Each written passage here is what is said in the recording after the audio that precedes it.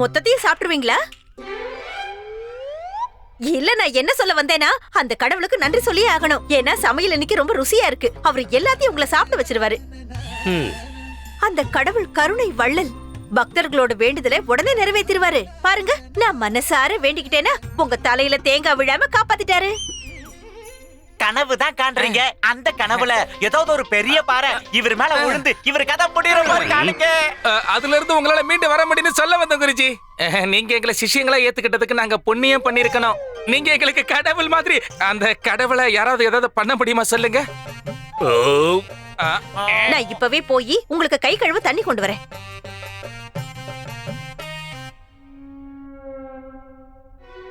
என்ன யோசிச்சுக்கிட்டு இருக்கீங்க குருஜி?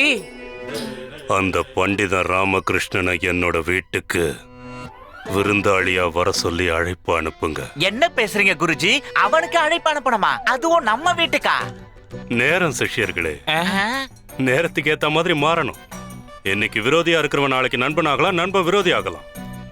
நேரத்துக்கு தகுந்த மாதிரி யார் நடந்துக்கிறாங்களோ அவங்கதான் மிகப்பெரிய புத்திசாலி. மகாராஜா பண்டிதங்கிட்ட என்ன வேலையை ஒப்படைச்சாரு? குருஜி 8 முட்டாள்களை தேடி கொண்டு வர சொல்லி இருக்காரு. ராஜகுருவா இருக்கிறதுனால என்னால முடிஞ்ச உதவியை பண்டிதனுக்கு செய்ய வேண்டியது என் கடமை இல்லையா? ஒரு சின்ன உதவி செஞ்சா நாம என்ன குறைஞ்சா போயிட போறோம்? அந்த பண்டிதன் இங்க வந்தான்னா அவன் தேடிக்கிட்டு இருக்கிற முட்டாள்கள்ல ஒருத்தராவது கிடைக்க மாட்டாங்களா என்ன? என்ன சொல்ல வரீங்க குருஜி? அப்படின்னா அந்த பண்டிதர்கிட்ட உங்களை நீங்க ஒப்படைச்சிக்க போறீங்களா? முட்டாள் குருஜி பேசுறது குரு மாதாவை பத்தி இல்லையா குருஜி? ரொம்ப சரியா சொன்ன. அந்த பண்டிதன் இங்க வந்தான்னா என் பொண்டாட்டி அவன் முன்னாடி நிச்சயமா ஏதாவது ஒரு முட்டாள்தனமான வேலையை செய்வா. அதனால பண்டிதனுக்கு அவன் தேடுற முதல் முட்டாள் கிடைச்சிருவா. ஒருவேளை அவ அப்படி எதுவும் செய்யலன்னா நான் செய்ய வைக்கிறேன். அப்படி செஞ்சான்னா என் பொண்டாட்டி மாட்டிக்குவா. அதுக்கப்புறம் எனக்கு இந்த முட்டாள் பொண்டாட்டி கிட்ட இருந்து நிரந்தரமா விடுதலை கிடைச்சிரும். சரி, நீங்க முதல்ல சாப்பிட்டு முடிங்க குருஜி.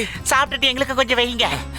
இந்த மாதிரி ஒரு கேடு கட்டவன நமக்கு குருன்னு சொல்லிக்கிறது எனக்கு வெக்கமா இருக்கு. கட்டின பொண்டாட்டிய பழி வாங்குறதுக்கு எப்படி யோசிக்கிறான்னு பாத்தியா? என்ன கேட்டா விஜயநகரத்துல இருக்கிற பாதி பேரை முட்டாள்கள்னு சொல்லி சிறையில் அடைக்கணும். ஏன்னா அவனுங்க எல்லாம் இவனை தானே நம்பி இருக்காங்க. அதை விட முட்டாள்தனம் வேற என்ன இருக்க போகுது? அதுவும் சரிதான். எது சரின்னு சொல்றீங்க குருஜி? என்னோட அறிவாற்றல பாராட்டுறீங்கல்ல, அதான் எனக்கு தெரியுமேடா. போங்க, போய் பண்டித ராமகிருஷ்ணனுக்கு நம்ம வீட்டுக்கு அழைப்பு கொடுங்க. உத்தரவு குருஜி. பண்டித ராமகிருஷ்ணா, இனிமேதான் ஆட்டம் ஆரம்பம்.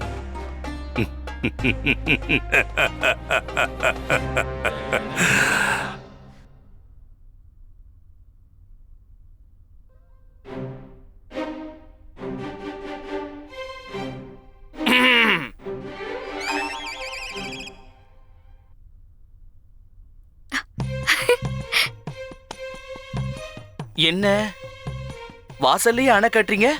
அரசவையில என்ன நடந்துச்சுன்னு தெரிஞ்சுக்கணுமா? சொல்றதுக்கு என்ன, எல்லாம் நல்லபடியா தானே நடந்துச்சு. இன்னும் சொல்ல போனா அந்த பதவியை எனக்காகவே உருவாக்குன மாதிரி இருக்கு. ஒரு பக்கம் மகாராஜா, இன்னொரு பக்கம்னா இன்னொரு பக்கம் அந்த பதவி, அப்புறம் அரசவை. மலர் தூவிதான் வரவேற்பே தந்தாங்க. எல்லாரும் வாழ்த்து தெரிவிச்சாங்க. நாலா புறமும் ராமா ராமான்னு ஒரே சத்தம்.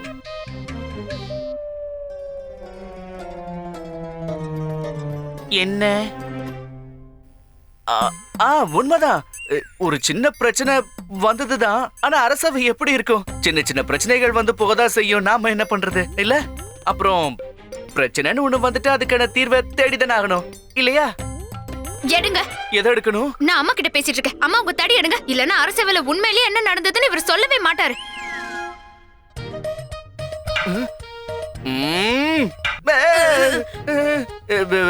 சரி, சாப்பாடு தயாரா இருக்கா? பயங்கரமா பசிக்குது.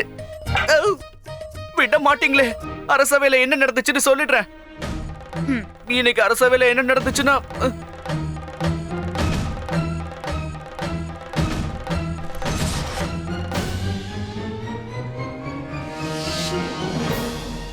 நம்ம ராஜ்யத்துல 20 மிகப்பெரிய முட்டாள்களை தேடணும்.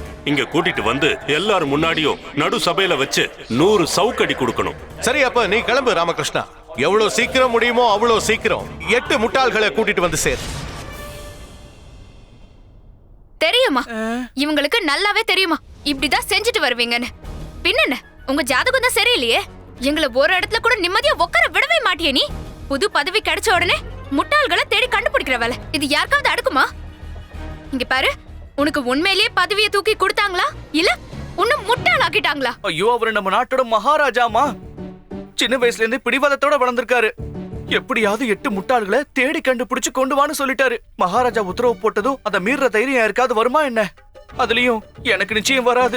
அதுக்காகவாது முட்டாள்களை தேடணும். அதான் சொல்றேன், முட்டாள்களை எப்படி தேடுறது? நான் தான் முட்டாளுங்கன்னு தலையில எழுதி வச்சிருப்பாங்களா என்ன? ஒருவேளை நம்ம கண்டுபிடிச்சாலும் நான் தான் முட்டாள்னு யாருதான் ஒத்துப்பாங்க? சரிதான், சில பேர் தங்களை புத்திசாலின்னு மத்தவங்களை முட்டாள்னு நினைச்சிருக்காங்க.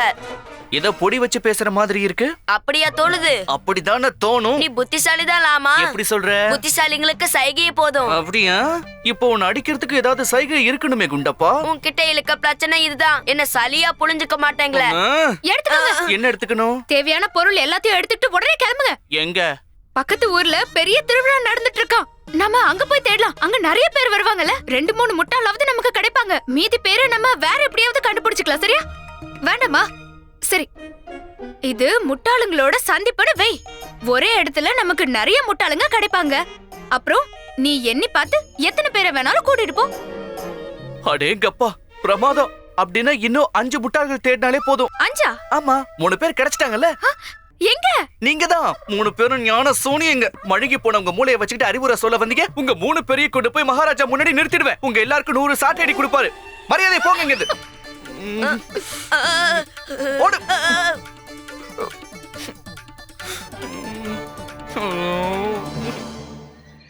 எனக்கு ஒரு விஷயம் தான் புரிய மாட்டேங்குது. முட்டாளுங்களை தேடுற வேலையை அவங்க உங்ககிட்ட தானே ஒப்படைச்சாங்க. மன்னிச்சிருங்க, அவங்க உங்ககிட்ட தானே ஒப்படைச்சாங்க. அப்ப என்ன எதுக்கு கூட கூட்டிட்டு சுத்திட்டு இருக்கீங்க? அப்படி கேளுங்க. தேட வேண்டிய 8 முட்டாள்ல ஒரு முட்டாள் கிடைச்சாச்சு. யார் அது? அதான் இப்ப நீங்க ஏன் கூட வந்துகிட்டு இருக்கீங்களே.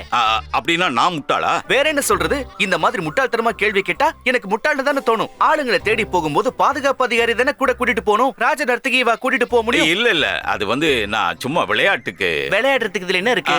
ஒண்ணு இல்லையே. அப்புறம் எதுக்கு அசடு வடிறீங்க? எதையும் நினைச்சு நான் சிரிச்சிட்டேன், அவ்வளவுதான். என்ன நினைச்சீங்க? ஏன் முட்டாள்தனத்தை நினைச்சேன். நல்ல விஷயம். ஒருத்தர் முட்டாள்தனத்தை நினைச்சு சிரிக்கிறது தான் முதல் புத்திசாலி விஷயம். நல்ல வேளை நீங்க முட்டாள் இல்ல. வாங்க வாங்க வாங்க போலாம்.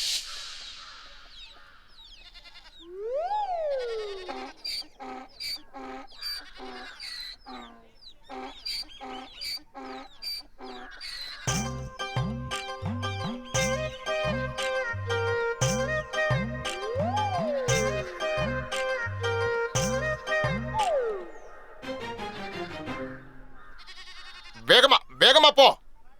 ஐயா வணக்கம், சௌக்கியங்களா? நல்லா இருக்க. ஆமா, நீங்க யாரு? ஐயா, நான் பண்டிதர் ராமகிருஷ்ணன், மகாராஜா ஸ்ரீகிருஷ்ண தேவராயருடைய சிறப்பு ஆலோசகர்னா. இவர்தான் நம்ம நகரத்தோட காவல் அதிகாரி. இவரை பார்த்து நீங்க ஒன்னும் பயப்பட வேண்டாம். நாங்க ஒரு வேலையா இந்த பக்கம் போயிட்டு இருந்தோம். அப்ப நீங்க வித்தியாசமா வர்றது கண்ணுல பட்டதும் உங்ககிட்ட பேசலாமேன்னு தோணுச்சு. எனக்கு ஒரே ஒரு சின்ன சந்தேகம் இருக்கு. கழுதை மேல ஏறி போறீங்க, அப்புறம் ஏன் துணி மூட்டைய தலையில வச்சிருக்கீங்க? அது ஒண்ணு இல்லங்க, என் கழுதைக்கு வயசாயிடுச்சு, ரொம்ப சோர்ந்து போயிடுச்சு. அதாங்க இது மேல அதிகமான பாரத்தை வைக்கிறதுக்கு விரும்பல. அந்த பாரத்தை குறைக்கிறதுக்காகத்தான் இதை என் தலை மேல வச்சு நான் சுமந்துட்டு இருக்கேன். என்னாலான உதவியை நான் தானே செய்யணும். அது மட்டும் இல்லங்க, போன ஜென்மத்து கடனை இந்த ஜென்மத்துல தான் அடைச்சாகணும். கடனா? அப்படி என்ன கடன் அது? போன ஜென்மத்துல இந்த கழுதை தான் என்னுடைய அப்பா. அப்படிங்களாங்க? ஆனா தப்பா எடுத்துக்காதீங்க. எதை வச்சு சொல்றீங்க நீங்க போன ஜென்மத்துல இதுதான் உங்க அப்பாவா இருந்ததுன்னு? என் அப்பா என்கிட்ட அடிக்கடி ஒரு விஷயம் சொல்லுவாரு. ஏன்டா கழுதைக்கு பிறந்தவன, அடுத்த ஜென்மத்திலயும் நான் தான் உன் பாரத்தை சுமப்பேன்னு சொல்லுவாரு. அப்புறம் கொஞ்ச நாள்லயே எங்க அப்பா இறந்துட்டாரு. அந்த நேரம் தான் இது பிறந்துச்சு. அப்ப இருந்து இப்ப வரைக்கும் இதுதாங்க என்ன சுமந்துட்டு இருக்கேன். இப்ப நீங்களே சொல்லுங்களேன், இது செத்து போன என் அப்பாவா இல்லாம வேற யாரா இருக்க முடியும்? சரியா சொன்னீங்க, நீங்க கழுதைக்கு பிறந்தவர் தான். ஐயா, நீங்க எனக்கு ஒரு சின்ன உதவி பண்ணணும். வர ஞாயிற்றுக்கிழமை சாயங்காலம் நீங்க நம்ம அரசவைக்கு வர முடியுமா? உங்களை மகாராஜாவுக்கு அறிமுகப்படுத்தி வைக்கிறேன். உங்களுக்கு தக்க பரிசையா அவர்கிட்ட இருந்து வாங்கி தரேன். என்னது, நான் அரசவைக்கா? ஆஹா, நிஜமாதான். நான் ராஜா கிட்ட பேச முடியுமா? கண்டிப்பா. எனக்கு பரிசும் கிடைக்குமா? நிச்சயமா கிடைக்கும். அப்படின்னா சரிங்க, ஞாயிற்றுக்கிழமை சாயந்தரம் நான் கண்டிப்பாக இருப்பேன். அவசியம் நீங்க வந்துடணுங்க. வராம எப்படி அதான் பரிசு கிடைக்கும்ல. இப்போ ஒருத்தன் கிடைச்சிட்டான், அப்புறம் என்னது? மத்த 7 பேர் தேட வேண்டியதா? வாங்க வா போலாம். அதாவது மரியாதையா வாங்கன்னு சொல்ல வந்தேன். வாங்க வாங்க.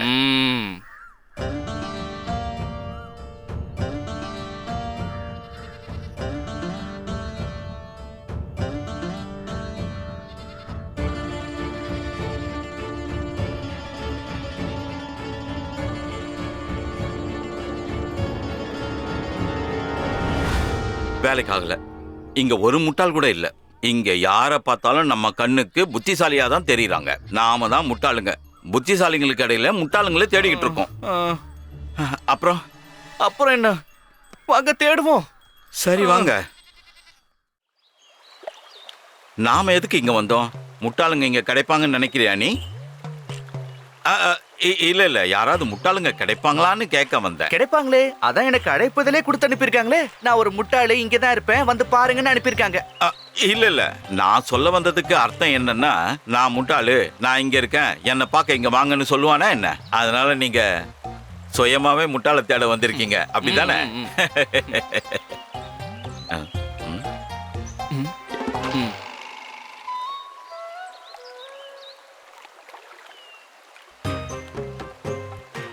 அந்த ஆளு ஏன் அப்படியே நின்னுட்டு இருக்கான்?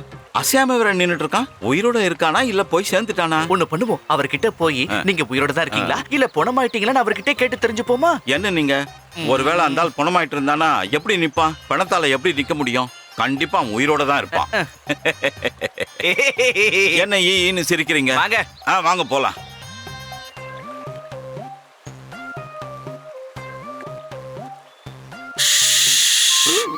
மெதுவா மெதுவா. என்ன விஷயம் நண்பா? ஏன் தண்ணிய பாத்துக்கிட்டு இருக்கீங்க? என் பகையை தீர்த்துக்கிறதுக்காக நின்னுகிட்டு இருக்க. யாரு கூட பகை? ஒரு மீன் கூட தாங்க. காலையில என்ன கடிச்சு ஓடி போயிடுச்சு.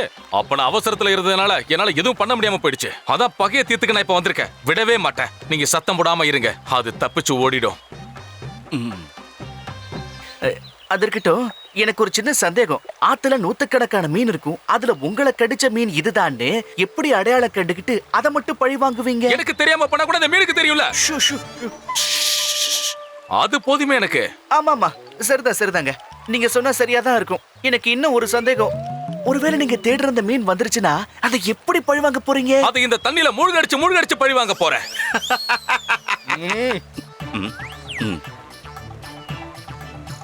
உங்க பேரு என்னன்னு தெரிஞ்சுக்கலாமா நண்பா? சாணக்கிய.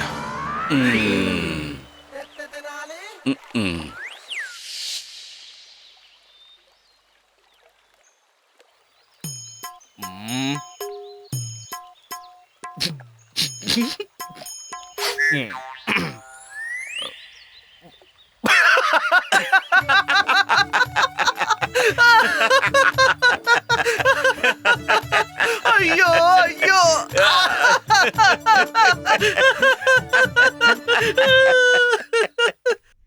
டேய், அந்த பண்டிதன் என்ன பண்றான்? அவனுக்கு முட்டாளுங்க கிடைச்சிட்டாங்களா? கண்டிப்பா கிடைச்சிருப்பாங்க குருஜி. இந்த உலகத்துல முட்டாளுங்களுக்கு குறைச்சலா என்ன? அதான் 3 பேர் எங்கேயே இருக்கமே. என்ன சொன்ன? 2 முட்டாளுங்க இங்க உட்கார்ந்து இருக்கல. உங்களை மாதிரி ஆள நாங்க குருவா ஏத்துக்கலையா என்ன? அதாவது குருஜி, அதாவது மகா குருஜி, உங்களுடைய அருமைகளை தெரிஞ்சுக்க முடியாத முட்டாளுகளா நாங்க இருக்குமே. அப்புறம் 3வது முட்டாள் அது நீங்க தான் குருஜி. இல்லனா எங்கள மாதிரி முட்டாளுங்களை உங்க சிஷ்யர்களா ஏத்துக்கிட்டு இருந்திருப்பீங்களா? இல்லனா எங்கள மாதிரி அறிவு கெட்ட புத்தி இல்லாதவங்க கிட்ட இந்த மாதிரி கேள்வி எல்லாம் கேட்டிருப்பீங்களா? நீ அப்படி சொல்ல வரியா? அப்ப சரிதான். ஒரு விஷயத்த சொல்லியே ஆகணும். கொஞ்ச நேரமா என் மனசுக்குள்ள ஒரு இனம் புரியாத பயம் ஏற்பட்டிருக்கு. ஏதோ ஒரு ஆபத்து வரா மாதிரி இருக்கு. என் நெஞ்சு படபடன்னு அடிச்சுக்குது. இதோ வந்துகிட்டே இருக்கு குருஜி. எங்க இருந்து? அங்க இருந்தே. செத்த நாசமா போச்சு. பிரபு, பிரபு, நான் இப்பதான் ஒரு கனவு கண்டேன். மறுபடியுமா? ஆமாங்க. ஏன்? எனக்கு என்ன தெரியும்? கனவு வந்துச்சு, நான் பாத்துட்டேன். அது என்னன்னு மட்டும் சொன்னேன்னு வைங்க, நீங்க சந்தோஷத்துல துள்ளி குதிச்சு இன்னொரு கல்யாணம் பண்ணிக்க தயாராயிடுவீங்க. நீ ஏன் இப்படி கண்டபடி உளறிக்கிட்டு இருக்க? அது எப்படி சாத்தியமாகும்? என்ன அவ்வளவு கீழ்த்தரமானவன் நினைச்சியா? சரி, அது இருக்கட்டும். அந்த கனவு பத்தி விவரமா சொல்ல. நீங்க சீக்கிரமா சொல்லுங்க குருமாதா. இப்ப என்ன கனவு கட்டிருக்கீங்க? நம்ம குருஜி நிம்மதி இழந்து நிக்கிறத பார்த்து ரொம்ப நாள் ஆச்சு. சாப்பாடு சாப்பிடாம ஓய்வு எடுக்காம மணிக்கணக்கில் யோசிச்சுட்டே இருக்கிறத பார்த்து ரொம்ப நாள் ஆச்சு. இவர் கோயிலுக்கு போய் மணி அடிச்சது இல்ல, மந்திரங்களை உச்சரிச்சது கூட இல்ல. அப்படி நீங்க என்ன கனவு கண்டீங்கன்னு தயவு செஞ்சு சீக்கிரம் சொல்லுங்க. சீக்கிரம் சொல்லு. இந்த முறை கனவுல நீ என்னத்த பார்த்தேன்னு சொல்லு. மழைய பார்த்தேன் பிரபு, மழைய பார்த்தேன். அதனால இப்ப என்ன? பணம் மழங்க, பணம் கொட்டோ கொட்டுன்னு கொட்டுச்சு. என் கனவுல நான் பின்பக்கம் புதையல பார்த்தேன். உங்க பின்னாடி சொல்லல பிரபு, நம்ம வீட்டுக்கு பின்னாடி இருக்கிற தோட்டத்துல இருக்கிற மாதிரி பார்த்தேன். ஆனா வீட்டுக்கு பின்னாடி 200 வருஷம் பழமையான மரம் தானே இருக்கு. ஆமா, அப்படின்னா கண்டிப்பா அந்த மரத்துக்கு கீழே தான் அந்த புதையல் இருக்கணும். வாங்க நம்ம போய் பார்க்கலாம். எங்க வர சொல்ற? நீங்க உங்க சக்தி வாய்ந்த கையால அந்த மரத்தை பிடுங்கி எரிஞ்சிட்டு அந்த புதையல வெளியில எடுத்துருங்க. மரத்தை புடுங்கி எரிஞ்சு புதையல வெளியே எடுக்கணுமா? அது என்ன முள்ளங்கி செடியா சுலபமா எடுக்கிறதுக்கு? 200 வருஷம் பழமை வாய்ந்த பெரிய ஆலமரம். நீ நினைக்கிற மாதிரி சுலபம் இல்ல. ஏன் சுலபம் இல்ல சுவாமி? அந்த பகவான் அனுமான் லக்ஷ்மணரை காப்பாத்துறதுக்காக மூலிகை குணங்கள் வாய்ந்த அந்த சஞ்சீவி மலையை தன் கையால பேத்துக்கிட்டு வரலையா? அப்புறம் பகவான் ஸ்ரீ கிருஷ்ணர் கோவர்த்தன மலையே தன் சுண்டு விரலால தூக்கி சுமக்கலையா? அவங்களால எல்லாம் முடிஞ்சது, உங்களால முடியாதா என்ன? அது உங்களுக்கு கை வந்த கலையாச்சே. உங்க கையால அந்த மரத்தை புடுங்கி எறிங்க, உங்க சிஷ்யருங்க அந்த புதையல வெளியில எடுப்பாங்க. அவ்வளவுதானே? அவ்வளவுதானா? உங்களுக்கு இது ரொம்ப சுலபம் பிரபு. நீங்க எவ்வளவு பெரிய மகான், உங்களால முடியாதது எதுவுமே இல்ல. சீக்கிரம் வாங்க நம்ம போலாம். எங்க வர சொல்ற? வேற எங்க? அந்த மரத்தை பிடுங்கி எரியறதுக்காக தான். இன்னைக்கு நான் என் கணவரோட பலத்தை கண்ணால பார்க்க ரொம்ப ஆசைப்படுறேன். தயவு செஞ்சு நீ உள்ள போயிடு. என் கண்ணு முன்னாடி நிக்காத. போயிடு. சிவ சிவ சிவ சிவா, இந்த மாதிரி என்ன கையெடுத்து கும்பிட்டீங்கன்னா நான் செத்ததுக்கு அப்புறம் நரகத்துக்கு தான் போவேன். நான் வேணா உள்ள போயிடுறேன் சுவாமி. என் கணவர் எவ்வளவு பெரிய மகான், தன் உடம்புல அவ்வளவு பெரிய சக்தியை வச்சிருந்தும் கூட அது பெருசா நினைக்காம அவ்வளவு பெரிய புதையிலேயே வேண்டான்னு மறுத்துட்டாரே. உண்மையாவே நீங்க பெரிய மகான் சுவாமி. நான் ரொம்ப கொடுத்து வச்சுவேன். அட கடவுளே, எனக்கு எதுக்கு இவ்வளவு பெரிய தண்டனையை கொடுத்த? தப்பிச்சுடா கிழமை. இவளுக்கு என்ன பண்ற? ஆமா, பண்டிதனை கூட்டிட்டு வர சொல்லி உங்ககிட்ட சொன்னேன்ல, என்னாச்சு? எங்க அந்த பண்டிதன்? இதோ இப்ப கூட்டிட்டு வந்துறேன் குருஜி.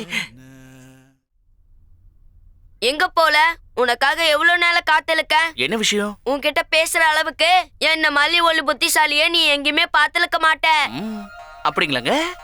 எப்படி சொல்றீங்க? நீ தானே சொல்லல ஆத்திச்சுடிய மனப்பாடம் பண்ணி சொல்லுன்னு. நான் மனப்பாடம் பண்ணிட்டேன். நான் உன்கிட்ட மூச்சு விடாம சொல்லி காட்டல. நிஜமாவா? இது பெரிய விஷயம் இல்ல. நீ என்ன கேள்வி கேட்டாலும் அந்த பதில நான் ஒரே நிமிஷத்துல சொல்லிடுவேன், தெரியுமா? இப்பவாது ஒத்துக்கல நான் புத்திசாலின்னு. பதில் சொல்லு. நீ ஏன் நண்பனாச்சே குண்டப்பா, நீ புத்திசாலியா தான் இருப்ப. என் வேலை முடிஞ்சிருச்சு, இப்ப உன் வேலைதான். எடுத்து பாருங்க. எதை பார்க்கணுங்கிற? அட, ஒவ்வொரு காய்கறியும் எடுத்து நல்லா பாருங்க. எல்லாமே சுத்தமா இருக்கு. நானே என் கையால தேடி தேடி எடுத்துட்டு வந்தேன். அதுவும் நல்ல பேரம் பேசி எடுத்துட்டு வந்தேன். காய்கறிக்காரன் வாய் அடிச்சு போய் என்ன சொன்னான்னு தெரியுமா? இவ்ளோ அறிவாளியான வாடிக்கையாளரை நான் பார்த்ததே இல்லைன்னு சொல்லிட்டான். கேட்டியா? அவ்வளவு சாதுரியமா நான் பேரம் பேசி வாங்கிட்டு வந்தேன். ஐயோ கடவுளே, என்னை எப்படி நீ இவ்ளோ புத்திசாலியா படிச்சேன்னு தெரியல எனக்கு. முடிஞ்சதாமா? இல்ல இல்ல, என்னோட அதிகபட்சமான புத்திசாலித்தனத்தை காட்ட வேண்டிய நேரம் வந்துருச்சு. காய்கறி பேரம் பேசி வாங்கி அதுல மிச்சமான காசுல நான் இந்த வளையல வாங்கிருக்கேன். அந்த வளையல் விக்கிறவர்கிட்ட என்ன சொன்னேன் தெரியுமா? நான் இந்த வளையல போட்டுட்டு மாளிகைக்கு போய் ராணிய பார்க்க போறேன்னு சொன்னேன். அப்புறம் என்ன, இந்த வளையல் எல்லாத்தையும் அவன் பாதி விலைக்கு எனக்கு வித்துட்டான். அட கடவுளே, என்ன எப்படி இவ்ளோ பெரிய அதி புத்திசாலியா படிச்சேன்னு தெரியலையே. இந்த விஷயத்தை நீ ஏற்கனவே சொல்லிட்டியேமா? மறுபடியும் சொன்னா குறைஞ்சா போயிடுவேன். வேண்டாம், குறைய வேண்டாம். ஆமா, நான் முடிச்சிட்டேன். இனிமே உங்க கையில தான். புரிஞ்சுதா ராமா, இவங்கள ஏன் இப்படி பண்றாங்கன்னு? புரியாம இருக்குமா? நான் இவங்க 3 பெரிய முட்டாள்கள் பட்டியல சேர்த்து மகாராஜா முன்னாடி கொண்டு போக கூடாதுன்னு நினைக்கிறாங்க. சரி பட்டு, நீ கொஞ்ச நேரம் அமைதியாரு, என்ன ஆகுதுன்னு பாப்போமே. இவங்க என்ன சொல்றாங்கன்னா, நீங்க இவங்கள 500 தடவை ஜபிக்க சொன்னீங்க இல்லையா? ஆனா இவங்க ஒரே ஒரு முயற்சியில 250 தடவை ஜபிச்சிருக்காங்களாம். இதே வேகத்துல போனாங்கன்னா 12 வருஷத்துக்கான புண்ணியத்தை 12 மாசத்திலேயே அடைஞ்சிருவாங்கன்னு சொல்றாங்க. அடேங்கப்பா, என்ன ஒரு வேகம்! எவ்வளவு பெரிய புத்திசாலித்தனமா! ஆஹா, சிறப்பு சிறப்புமா, பிரமாதம். இதெல்லாம் ஒண்ணுமே கிடையாதான். இன்னொரு இன்னைக்கு இவங்க சமையல்ல எல்லாமே உங்களுக்கு பிடிச்சதா தான் பண்ணி வச்சிருக்காங்க. அதுவும் உங்களுக்காக பார்த்து பார்த்து பண்ணாங்களா? எல்லா சமையல் குறிப்புகளும் இவங்களுக்கு மனப்பாடம் ஆயிடுச்சாம். ஒரு அதிபுத்திசாலியால மட்டும்தான் 100கணக்கான சமையல் குறிப்புகளை ஞாபகம் வச்சுக்க முடியுமா? அதுவும் இந்த வயசுல.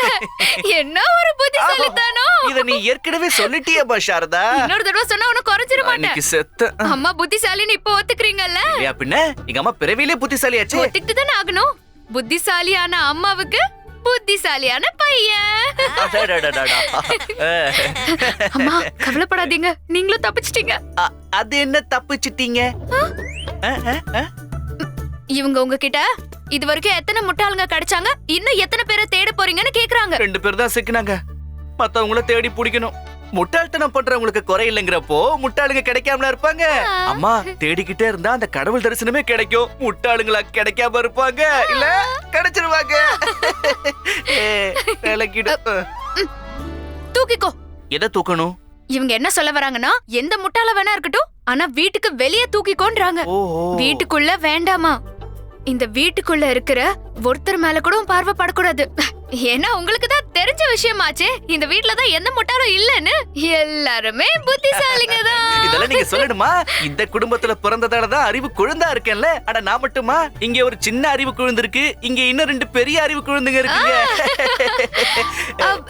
என்ன சொல்றீங்கன்னு புரியலையே. சாரதா, இது சின்ன பசங்க விஷயம். உங்களை மாதிரி புத்திசாலிங்களுக்கு இதெல்லாம் புரியுமா என்ன? தயவு செஞ்சு சாப்பாட்டை கண்ணுல காட்டுறீங்களா? கண்ணெல்லாம் இருட்டிட்டு வருது. என் வேலை இன்னும் முழுசா முடியல. எனக்கு இன்னும் 6 முட்டாள்கள் தேவைப்படுறாங்க. எங்கன்னு தேடுவேன்? அந்த 6 முட்டாளுங்களும் எங்க, எந்த சந்தில, எந்த பொந்துல இருக்காங்களோ. காப்பாத்தாண்டவா.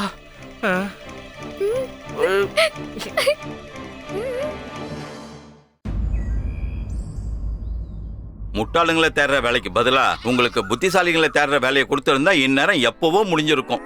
அது எப்படி? நான் தான் இருக்கேன்ல, எனக்குள்ள எத்தனையோ உருவம் இருக்கு. ஒரு பக்கம் சாணக்கியதனம், இன்னொரு பக்கம் சமயோஜிதம், அதோட வீரமான காவல் அதிகாரியும். அது மட்டுமா?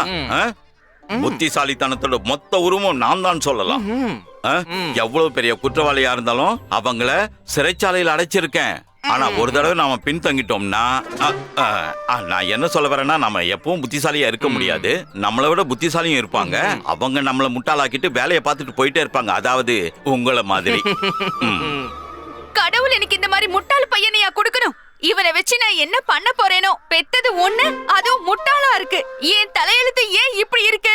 அட கடவுளே, நான் என்ன பாவம் பண்ணேன்னு இந்த மாதிரி ஒரு தண்டனை கொடுத்திருக்கேன்?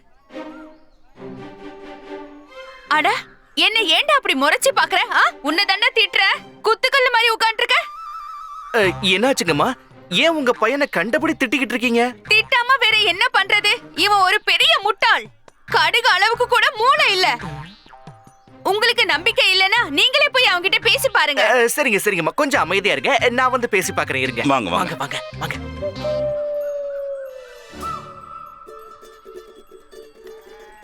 இங்க பாரு தம்பி, 1 சேர்த்தா எவ்வளவு வரும்னு சொல்லு பாப்போம். 11. உலகத்திலேயே தலை சிறந்த உணர்வு எதுன்னு சொல்லு பாப்போம். அமைதி. நம்ம மகாராஜா யாரு? அந்த கடவுள். கேட்டிங்களா? அவன் சொன்னது கேட்டிங்களா? இவனை விட பெரிய முட்டாள் யாராவது இருக்க முடியுமா? இவ்ளோ வயசாகுது, அவனுக்கு ஏதாவது தெரியுதா? நம்ம நாட்டோட ராஜா கிருஷ்ண தேவராயரன் கூட தெரியல. இந்த மாதிரி பையனை வச்சு நான் என்ன பண்ண போறேனோ?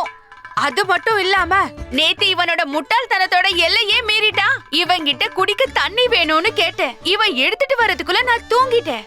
ஆனா இந்த முட்டாள் ராத்திரில இருந்து விடியற வரைக்கும் அந்த சொம்பு கையிலேயே வச்சு நின்னுட்டு இருந்தான். ஆமா, வர ஞாயிற்றுக்கிழமை சாயங்காலம் உங்க பையனை கூட்டிக்கிட்டு அரசவைக்கு வரீங்களா? அரசவைக்கா? எதுக்கு? ஒருவேளை இவன் மகாராஜாவை பார்த்தானா இவன் எதிர்காலமே மாறிடும்ல. ராஜாவை பாக்குற பாக்கியம் கிடைச்சா யாரால தட்டி கழிக்க முடியும்? நாங்க கண்டிப்பா வருவோம். ரொம்ப சந்தோஷமா.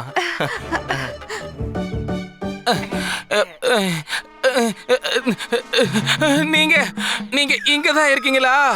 நாங்க உங்களை தேடி இந்த உலகமெல்லாம் சுத்திட்டோம். சரி வாங்க கிளம்புங்க, போலாம். வர சொல்ற. எங்க குருஜிக்கு உங்க ஞாபகம் வந்துருச்சு. அதுக்கு வாங்க போலாம். சரி, நான் முடியாதுன்னு சொல்லிட்டேனா? முடியாதுன்னு சொல்றதுக்கு வாய்ப்பே கிடையாது. நீங்க கண்டிப்பா என் கூட வந்துதான் ஆகணும். எங்களை எதிர்க்கிற தைரியம் இங்க யாருக்குமே இல்ல. மிரட்டுறாராமா? ஆமா, அப்படியே வச்சுக்கீங்க. நீங்க எங்க கூட வரேன்னு சொல்ற வரைக்கும் நாங்க உங்க காலை பிடிச்சிட்டு விடவே மாட்டோம். நீங்க வரேன்னு சொல்ற வரைக்கும் கால்ல விழுந்து கிடப்போம். காலை பிடிச்சதுக்கு அப்புறம் நீங்க எங்க கூட வர்றதை தவிர வேற வழியே இல்ல. தயவு செஞ்சு எங்க கூட வாங்க, பண்ணி தர முடியாதுன்னு மட்டும் சொல்லிடாதீங்க. தயவு செஞ்சு வாங்க. வரமாட்டேன்னு மட்டும் சொல்லிடாதீங்க. நீங்க எங்க கூட வரலன்னா எங்களுக்கு என்னென்னமோ தண்டனை தரேன்னு சொல்லி இருக்காரு. தயவு செஞ்சு எங்க கூட வாங்க, பண்ணி தரையா. ஐயோ விடுங்க, காவல் அதிகாரி, காலை விடுங்க.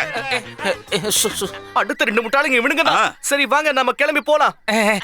பாத்தீங்களா, நான் தான் சொன்னல எங்களை யாராலையும் பகச்சிக்க முடியாதுன்னு. வாங்க போலாம். போங்க. வாங்க வாங்க வாங்க.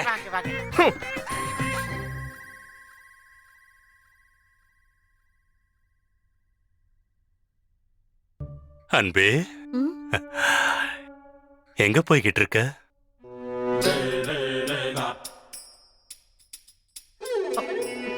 என்னாச்சுமா? என்னாச்சுன்னு சொன்னாதானே தெரியும். நீங்க என்ன அன்பேன்னு கூப்பிட்டீங்களா? ஆமாம்மா. என்னுடைய சுவாமி என்ன பார்த்து அன்பேன்னு சொன்னாரா? ஆமா சொன்னேன். என் உயிருக்கு மேலான கணவர் கல்யாணமான இத்தனை வருஷத்துல முதல் முறையா என்ன அன்பேன்னு கூப்பிட்டிருக்காரா? ஆமாம்மா கூப்பிட்டேன். நான் ரொம்ப கொடுத்து வச்சவ சுவாமி, ரொம்ப ரொம்ப கொடுத்து வச்சவ. நான் உன்னை என் உயிருக்குயிரா நேசிக்கிறேன். ஆ, என்னதான் இருந்தாலும் நீ என்னோட மனைவியாச்சு, என்னோட சரி பாதி. உன்னை நான் அன்பேன்னு கூப்பிடாம வேற யார அன்பேன்னு கூப்பிட போறேன்? அன்பே. அட கடவுளே, இந்த சந்தோஷத்தை தாங்கிக்கிற அளவுக்கு எனக்கு சக்தியை கொடு. சந்தோஷம் தாங்க முடியாம என் உயிரே போயிடும் போல இருக்கு. எனக்கு எவ்வளவு சந்தோஷமா இருக்குன்னா இந்த நிமிஷமே நான் ஒரு வேண்டுதலை. எதுவும் சொல்ல வேண்டாம். வேண்டாம், எந்த ஒரு வேண்டுதலும் வேண்டாம். நீ அமைதியா இருந்தாலே போதும். இதுக்கப்புறம் நீ எதையும் வேண்டிக்க வேண்டிய அவசியமே வராது. என்ன சொல்றீங்க சுவாமி? நம்ம வீட்டுக்கு விருந்தாளி வரப்போறாரு. விருந்தாளியா? பண்டிதன் ராமகிருஷ்ணன். எதுக்கு வராரு? அவர் உன்னை பார்த்ததுக்கு அப்புறம் தானே எனக்கு விடுதலை கிடைக்கும். என்ன? இல்ல, அதாவது நான் என்ன சொல்ல வந்தேன்னா, இந்த ஒரு ஜென்மத்துல எனக்கு உன்ன மாதிரி ரொம்ப அழகான அருமையான தர்ம பத்தினி, கற்பு கரசி, கணவனுக்காக தன்னோட வாழ்க்கையே அர்ப்பணிச்ச ஒரு புண்ணிய பிறவி எனக்கு கிடைச்சிருக்காங்கிற விஷயத்த அவருக்கு நான் தெரியப்படுத்தணும்ல. ஆ, ரொம்ப சந்தோஷங்க. நீங்க நீண்ட ஆயுளோட வாழணும்னு நான் கோவிலுக்கு போயிட்டு இருக்கேன். அன்பே, விருந்தாளியை உபசரிக்கிறத விட பெரிய பூஜை என்ன இருக்க போகுது? விடு, கோயிலுக்கு நாளைக்கு போய்க்கலாம். இன்னைக்கு விருந்தாளியை உபசரிக்கிற கடமைய பூர்த்தி செய். உள்ள போய் ஒரு நல்ல விருந்துக்கு ஏற்பாடு செய். போமா. உங்க உத்தரவு சுவாமி, உங்க உத்தரவு.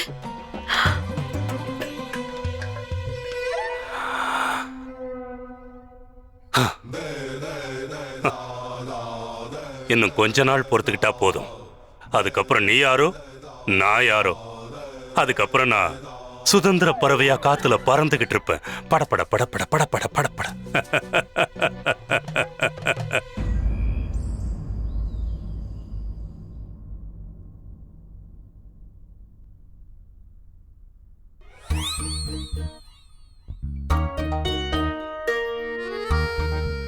எவ்வளவு நேரம் ஆகும் மகாராஜா? இவங்க கிட்ட காய் நகத்தை சொல்லி சீக்கிரமா ஆட்டத்தை முடிக்க சொல்லுங்க. கொஞ்சம் பொறுமையா இருங்க சின்ன மகாராணி. பெரிய மகாராணிக்கு கொஞ்சம் யோசிக்க நேரம் கொடுங்க. இதுல போய் யோசிக்க வேண்டிய விஷயம் என்ன இருக்கு? அதான் இத்தனை இடம் காலியா இருக்குல்ல, ஏதாவது ஒரு இடத்துல காய வச்சிட வேண்டியதானே? அப்படியெல்லாம் செய்ய முடியாது சின்ன மகாராணி. இது சதுரங்க விளையாட்டு. யோசிச்சு முடிவெடுத்து தான் காய நகர்த்தணும். காய நகர்த்துறதுக்குலாம் எதுக்காக யோசிக்கணும்? இவங்க தான் அதுல கை தேர்ந்தவங்களாச்சே. காலையில இருந்து சாயங்காலம் வரைக்கும் உங்களுக்கு என்ன வேலை? வெறும் சதி பண்றவங்க தானே.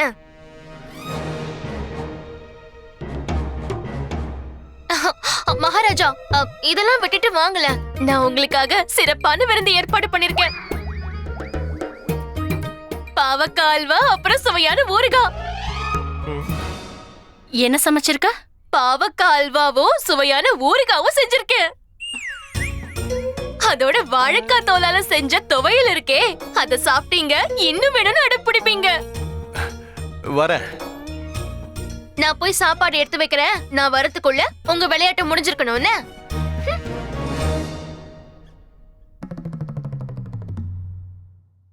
அடடே, வா வா வா பண்டித ராமகிருஷ்ணா, உன்னை என் மனசார வீட்டுக்கு வரவேற்கிறேன். போன முறை நீ எங்க வீட்டுக்கு வந்த சமயத்துல உன்னை உபசரிக்கிற பாக்கியம் எனக்கு கிடைக்கல. அதனால உன்னை திரும்பவும் வீட்டுக்கு கூப்பிட்டு என் தப்ப திருத்திக்கணும்னு நினைச்சேன். உன்ன மாதிரி விருந்தாளிகளை உபசரிச்சா என் வாழ்க்கையில புண்ணியம் கிடைக்கும் இல்லையா? ஆஹா, அது ஏன் பாக்கியம் ஆச்சாரியாரே, ஏன் பாக்கியம்? மகாராஜகுரு தாத்தாச்சாரியாரோட உபசரிப்பு கிடைக்குதுன்னா அதுக்கு ஒருத்தன் எவ்வளவு பெரிய பாக்கியசாலியா இருக்கணும் தெரியுமா? இந்த வாய்ப்பை கொடுத்ததுக்கு ரொம்ப நன்றி. ஆனா நீங்க ஒரு விஷயம் மறந்துட்டீங்க. நான் இந்த வீட்டுக்கு வர்றது இது 2வது முறை இல்ல, 3வது முறை.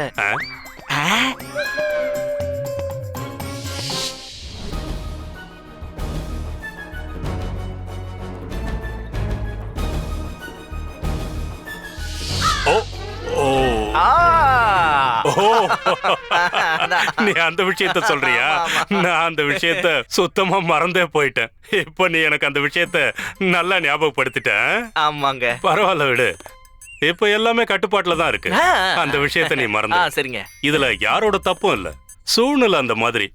உண்மையான விஷயம் என்னன்னா, நம்ம 2 பேரும் ஒருத்தர் சரியா புரிஞ்சிக்கவே இல்ல. அதை தவிர நாம ஒண்ணும் கெட்டவங்க கிடையாது. இந்த கிழவ பண்ண கெட்டதெல்லாம் நம்ம கணக்கு எடுத்துன்னு வச்சுக்க, அந்த நரகத்துல கூட இவனை சேர்த்துக்க மாட்டானுங்க. ஒரு நாளாவது ஒரு நிமிஷமாவது யாருக்காவது நல்லது செய்யவன் யோசிச்சு பார்த்திருப்பான அறிவு கெட்ட கிழவன். அவ்வளவு பாவம் பண்ணிருக்கானே. சிஷ்யர்களே, சொல்லுங்க உங்க குருமாதா கிட்ட போய் சொல்லுங்க, விருந்தாளி வந்திருக்காரு, விருந்துக்கு ஏற்பாடு செய்ய சொல்லுங்க. அப்படியே ஆகட்டும் குருஜி. உட்காருப்பா, உட்கார். உன் கண்டுபிடிப்பு வேலையெல்லாம் எப்படி போயிட்டு இருக்கு? முட்டாளுங்க யாராவது கிடைச்சாங்களா இல்லையா? எல்லாம் கிடைச்சிருவாங்க குருவே. முட்டாளுங்களால எத்தனை நாள் ஒளிஞ்சுக்கிட்டு இருக்க முடியும்? நம்ம எதிரிலேயே இருப்பாங்க. தேடுற திறமை தான் நமக்கு வேணும். அது என்னமோ உண்மைதான். எதிரிலேயே இருப்பாங்க, ஆனா நம்மளால கண்டுபிடிக்க முடியாது. நான் ஏற்கனவே உங்ககிட்ட சொல்லிருக்கேன், இந்த விஷயத்துல எந்த ஒரு பாரபட்சமோ சுயநலமோ பார்க்கவே வேண்டாம். முட்டாளுங்களை எங்க பார்த்தாலும் உடனே புடிச்சிரு, தப்பிக்க விட்டுறாத. அது இன்னாரோட பொண்டாட்டி, இன்னாரோட புருஷங்கிறத நீ பார்க்கவே வேண்டாம். உன்னோட கடமையை மட்டும் செய். நான் சொல்றது சரிதானே? வாமா, வா வா வா. இவங்களை உங்களுக்கு நல்லா தெரிஞ்சிருக்குமே. இவங்கதான் என்னோட தர்ம பத்னி வருணமாலா. என்ன ஆசீர்வதிங்கம்மா. தீர்காயுசா வாழுங்க. இந்தாங்க தாம்பூலத்தை எடுத்துக்கோங்க. எடுத்துக்கிறேன். ரொம்ப நன்றி. வருணமாலா, இவருக்கு உன்னோட கனவு பத்தி சொல்ல. கனவா? என் தர்ம பத்னி ஒரு அருமையான கனவு கண்டிருக்கா. சொல்லுமா, நீ கண்ட கனவு பத்தி சொல்லு. சொல்லிடுவா பிரபு. தாராளமா சொல்லு. இவர் நம்பாள் தானே, சொல்லு. நம்பாளா? ஆனா இவரை பத்தி நீங்க என்கிட்ட ஒரு சூழ்ச்சிக்காரரு, சதிகாரரு, கொடுமைக்காரர்னு சொன்னீங்க. நான் உங்ககிட்ட அந்த மாதிரி எப்போ சொன்னேன்? என்ன உளர்ற நீ? நான் எதுக்காக அப்படி சொல்ல போறேன்? கனவு ஏதாவது கண்டியா?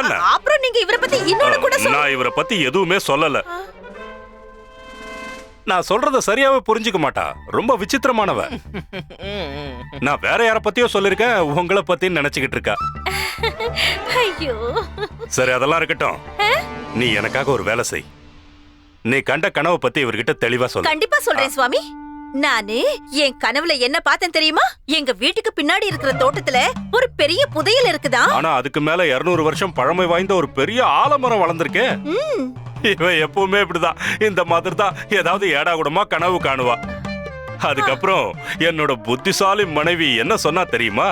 அந்த ஆலமரத்தை ஆணி வேரோட புடுங்கி என் சுண்டு விரலால சுமந்து என் சிஷ்யர்களை போய் அந்த புதையலை எடுக்க சொல்றா.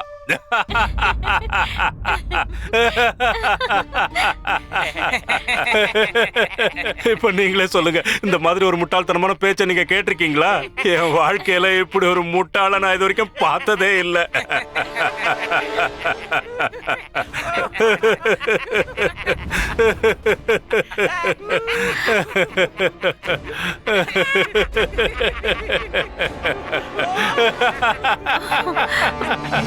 பாத்தீங்களா பண்டிதர் ராமகிருஷ்ணா, என் கணவர் எவ்வளவு நல்லவர்னு.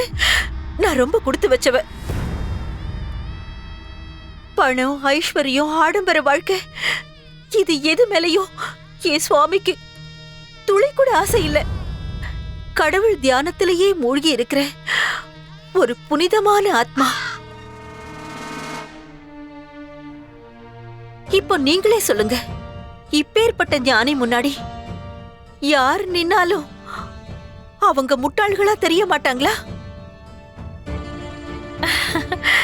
நீங்களே பாத்தீங்களே நம்மள பார்த்து எப்படி சிரிச்சுக்கிட்டு இருந்தாருன்னு. நாங்க புண்ணியம் செஞ்சிருக்கோம். ரொம்ப நன்றி.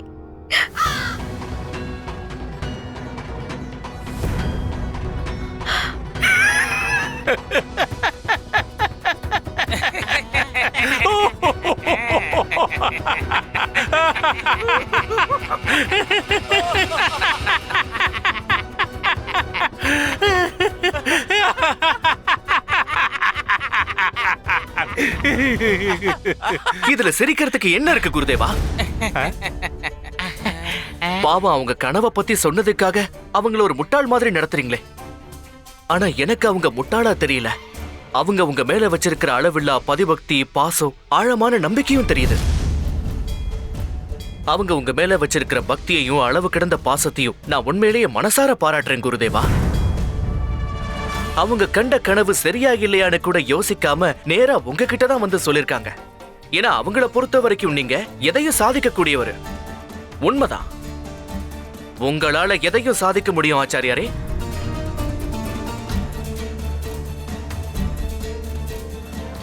அவங்களுடைய இந்த பவித்திரமான பதிபக்திக்கு முன்னாடி, அவங்களுடைய பாசத்துக்கு முன்னாடி நீங்க கண்டிப்பா தலைவணங்கி ஆகணும் ஆச்சாரியாரே. ஒருத்தர் மேல வைக்கிற பக்தியும் பாசமும் எப்பவும் ரொம்ப புனிதமானது. அதை நீங்க பரிகாசம் பண்றது ரொம்ப தப்பு.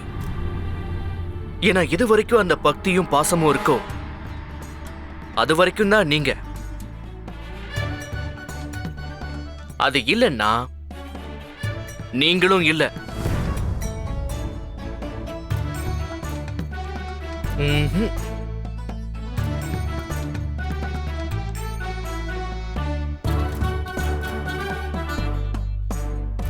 நான் புறப்படுறேன் குருவே. இன்னொரு விஷயம் குருதேவா, தயவு செஞ்சு மன்னிக்கணும். வயசுல சின்னவனான நான் உங்களுக்கு அறிவுரை சொல்லக்கூடாது. இருந்தாலும் ஒன்னு சொல்லிதான் ஆகணும். எந்த ஒரு கணவன் தான் மனைவியோட உணர்ச்சிக்கு மரியாதை கொடுக்கலையோ அவன் தன்னை ஒரு ஆம்பளன் சொல்லவே தகுதி இல்லாதவன் ஆயிடுறான். என்னோட அனுபவத்துல சொல்றேன், எந்த ஒரு வீட்ல ஒரு பெண்ணுக்கு மரியாதை இல்லையோ அந்த வீடு சுடுகாட்டுக்கு சமானம். ஆனா எந்த வீட்ல ஒரு பெண்ணை மதிச்சு நடத்துறாங்களோ அந்த வீட்டுக்கு கடவுளோட அனுகிரகம் இருக்கும். நீங்க ஒரு விஷயத்தை மறந்துட்டீங்க குருதேவா. எந்த ஒரு யுகத்திலையும் நாம வழிபடுற கடவுள் மனுஷ ரூபம் எடுக்கணுங்கிற அவசியம் ஏற்பட்டப்போ ஒவ்வொரு முறையும் அந்த பிறப்பு ஒரு பெண்ணோட கருவுல இருந்துதான் சாத்தியமாச்சு. அந்த கடவுளுக்கே வேற வழி இல்ல. இன்னொரு விஷயம் குருவே, எந்த கடவுளை நீங்களும் நானும் இந்த உலகமும் வழிபட்டுக்கிட்டு இருக்கோம் அவங்களும் ஒரு பெண் தான். அது பார்வதியா இருந்தாலும் சரி, காளி மாதாவா இருந்தாலும்.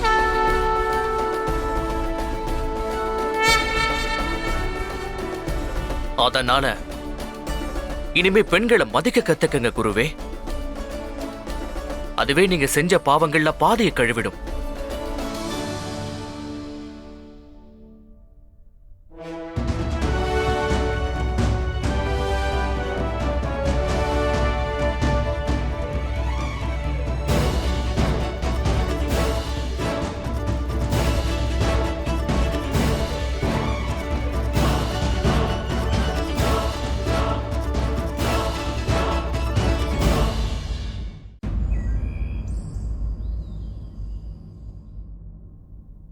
மகாராஜா, எனக்கு இன்னும் கொஞ்சம் நேரம் வேணும். எடுத்துக்கங்க.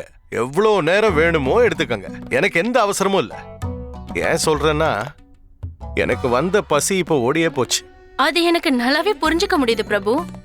ஆனா எனக்கு புரியாத விஷயம் என்னன்னா, உங்க அரசவையில என்ன நடந்துட்டு இருக்குன்னு. நீங்க எதை பத்தி கேக்குறீங்கன்னு எனக்கு நல்லாவே புரியுது மகாராணி. பண்டிதன் ராமகிருஷ்ணன் கிட்ட 8 முட்டாள்களை தேடி கண்டுபிடிச்சு கூட்டிட்டு வர சொன்னனே, அது எனக்கும் பிடிக்கலதான். இன்னும் சொல்ல போனா அத ஒரு பைத்தியக்காரத்தனம்னு கூட சொல்லலாம். ஆனா என்னால வேற என்ன செய்ய முடியும் சொல்லுங்க? அரண்மனையில இருக்கிற சில பேர் என்னோட மூளைய சின்ன பின்னமாக்கிட்டாங்க. அந்த கோபத்துல நானும் ஏதோ ஒரு உத்தரவை கொடுத்துட்டேன். உத்தரவை கொடுத்ததுக்கு அப்புறம் என்ன பண்ண முடியும்? மகாராஜாவாச்சே, அதை திரும்பி பெற முடியுமா? உத்தரவு கொடுத்திருக்கீங்க சரிதான். ஆனா அந்த காரியத்தை செய்யறதுக்கு ராமகிருஷ்ணாவுக்கு நீங்க முழு சுதந்திரத்தையும் கொடுத்திருக்கீங்க. அது எந்த மாதிரி சுதந்திரம்னா, அவர் எங்க இருந்து வேணாலும் எந்த முட்டாளையும் தேர்ந்தெடுக்கிற சுதந்திரம். இப்ப நீங்க என்ன சொல்ல வரீங்க? நான் ஒரே ஒரு விஷயத்தை தான் சொல்ல விரும்புறேன். நீங்க ராமகிருஷ்ணாவுக்கு ஒப்படைச்ச காரியம் முடியற வரைக்கும் மாளிகையில இருக்கிற சில பேரை அவரோட பார்வையில இருந்து ஒளிச்சு வைக்கிறது தான். ஏன்னா முட்டாள்களோட வரிசையில யாராவது ஒருத்தர் மாட்டிப்பாங்களோன்னு எனக்கு வருத்தமா இருக்கு மகாராஜா. அவ்வளவுதான். நீங்க யார பத்தி பேசிட்டு இருக்கீங்க? வேற யாரு? என்ன பத்தி தான். நான் என்ன சொன்னேன்னு உனக்கு புரிஞ்சுதா இல்லையா? இதுல புரிய வேண்டியது என்ன இருக்கு? உங்களுக்கு எப்பவுமே என்ன பத்தி பேசுறத விட்டா வேற என்ன வேலை இருக்கு சொல்லுங்க? அந்த கடவுள் இவங்களை விட என்ன அழகா புத்திசாலியா கவர்ச்சியா படிச்சதுல ஏன் தப்பு என்ன இருக்கு சொல்லுங்க? நான் உங்களுக்கு ஒரு யோசனை சொல்லவா? யோசனையா? சொல்லுங்க. எதுக்கும் சில பேரு கொஞ்ச நாளைக்கு ராமகிருஷ்ணாவோட பார்வையில இருந்து ஒதுக்கியே வைங்க. ஏன்னா அவர் யாரையுமே விட மாட்டாரு. ஒருவேளை முட்டாளுங்க மாட்டலன்னா வேற யாராவது மாட்டுவாங்க இல்லையா? அவங்க மாளிகையோட பணிப்பெண்ணாவும் இருக்கலாம், இல்ல மகாராணியாவும் இருக்கலாம். நான் என்ன சொல்றேன்னு உங்களுக்கு நல்லா புரியுதுல்ல?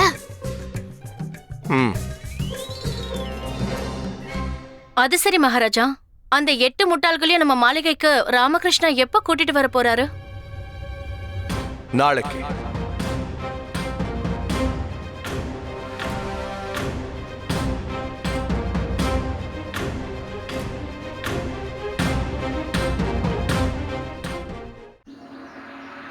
இவங்க தான் அந்த 3 முக்கியமான ஆளுங்க மகாராஜா. இவங்களோட அறிவாற்றலை பத்தி தான் நான் உங்ககிட்ட சொல்லிட்டு இருந்தேன். இவன் அறிவுமதி, இவன் சாணக்கியன், அப்புறம் இந்த குட்டி பையன். நீங்க கேட்டதுக்கு ஏத்த ஆளுங்க இவங்க 3 பேர் தான்னு நான் ரொம்ப உறுதியா நம்புறேன் மகாராஜா. அடுத்து இன்னும் 2 பேரை உங்களுக்கு அறிமுகப்படுத்துறதுல நான் ரொம்ப ஆர்வமா இருக்கேன் மகாராஜா. இதோ உயரமா இருக்காரே, இவர் பேரு வந்து இருங்க இருங்க இருங்க இருங்க. உங்களை இந்த அரசவைக்கு கூட்டிட்டு வர சொன்னது 8 முட்டாள்களை. ஆனா 5 பேர் தான் இருக்காங்க. மீதி 3 பேர் எங்க?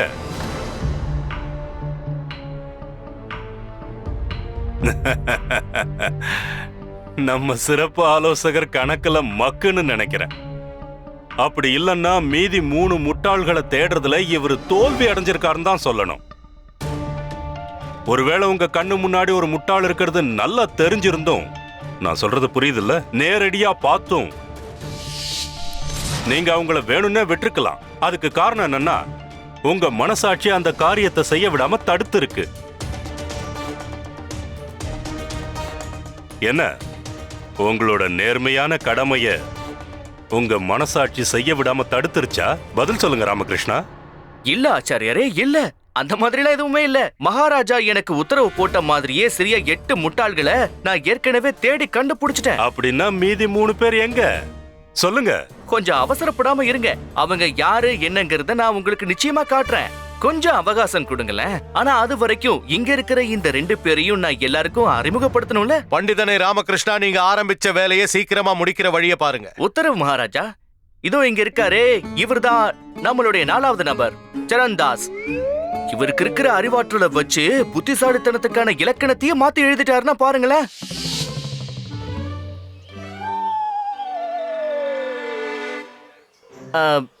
உங்களுக்கு என்ன ஆச்சுங்க? ஏன் இப்படி தலைகீழா நின்னுகிட்டு இருக்கீங்க? இன்னைக்கு காலையில இருந்து எனக்கு சரியான தலைவலி. அதுக்காக நான் வைத்தியரை பார்க்க போனேன். அந்த நிவாரணத்துக்கு அவர் மருந்து கொடுத்து என்கிட்ட என்ன சொன்னார் தெரியுமா? அந்த மருந்து சாப்பிட்டதுக்கு அப்புறம் அது வேலை செய்ய கொஞ்சம் காலதாமதம் ஆகும்னு சொன்னாரு. அப்புறம் என்னாச்சு தெரியுமா? என்னோட மூளையை நான் பயன்படுத்தி இந்த இடத்துல வந்து தலையில நின்னுகிட்டு இருக்கேன். அப்பதான் நான் அந்த மருந்து உடம்புக்குள்ள போறதுக்கு பதிலா நேரடியா தலைக்குள்ளேயே போய் இறங்கிடும். அதோட என் தலைவலியும் சீக்கிரமா குணமாயிடும். இந்த மாதிரி புத்திசாலித்தனத்தை வேற எங்கேயாவது பாத்திருக்கீங்களா?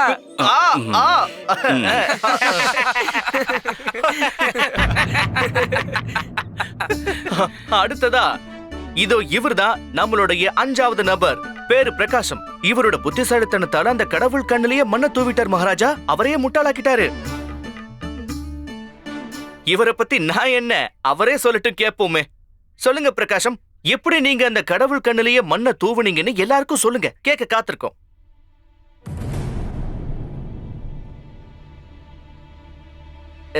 என்னாச்சு? நீங்க ஒன்னும் பயப்பட வேண்டாம். உங்க புத்திசாலித்தனத்தை பத்தி எல்லாருக்குமே சொல்லுங்க. நீங்க அப்படி என்ன காரியம் செஞ்சு அந்த கடவுளே ஏமாத்துறீங்கன்னு சொல்லிடுங்க. அது சபையில இருக்கிற எல்லாருக்கும் கட்டாயம் தெரிஞ்சாகணும். சரி சொல்லுங்க, சொல்லுங்க பிரகாசம். மகாராஜா, என் பேரு பிரகாசம் இல்ல. நான் உங்ககிட்ட பொய் சொன்னேன்.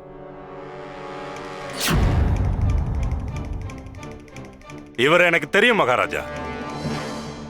இவரை இதுக்கு முன்னாடி ஒரு தடவை சந்திச்சிருக்கேன். அப்போ இவரோட பேரு பட்டாச்சாரியார்னு சொன்னாரு. உங்ககிட்ட நான் பொய் தான் சொன்னேன். உங்களை எனக்கு ரொம்ப ரொம்ப பிடிக்குங்க, அதான் என் பேரு பட்டாச்சாரியார்னு பொய் சொன்னேன்.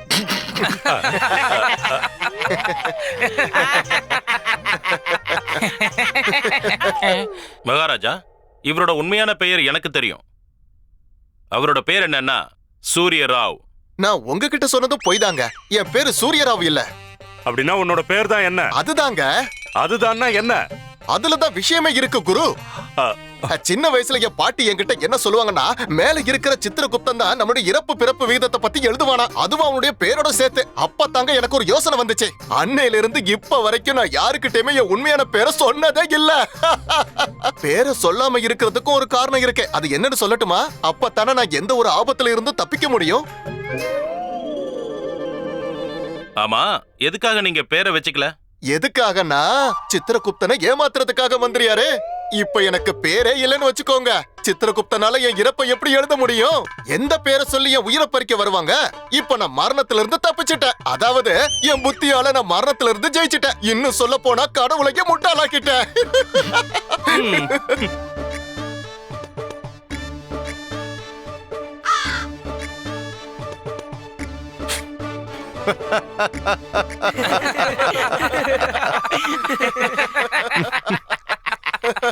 பாத்தீங்களா மகாராஜா, இதத்தான் முட்டாள்தனத்தோட உச்சக்கட்டம்னு சொல்லுவாங்க.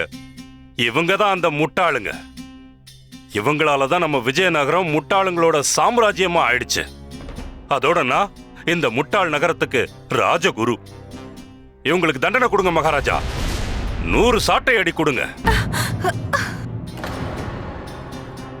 நீங்க இவங்களுக்கு கொடுக்கிற தண்டனையை பார்த்து ஒரு விஷயம் நிரூபணம் ஆகணும். இதுக்கப்புறம் நம்ம ராஜ்யத்துல யாராவது முட்டாள்தனம் செய்யறதுக்கு முன்னாடி அவங்க 1000 தடவை யோசிக்கணும்.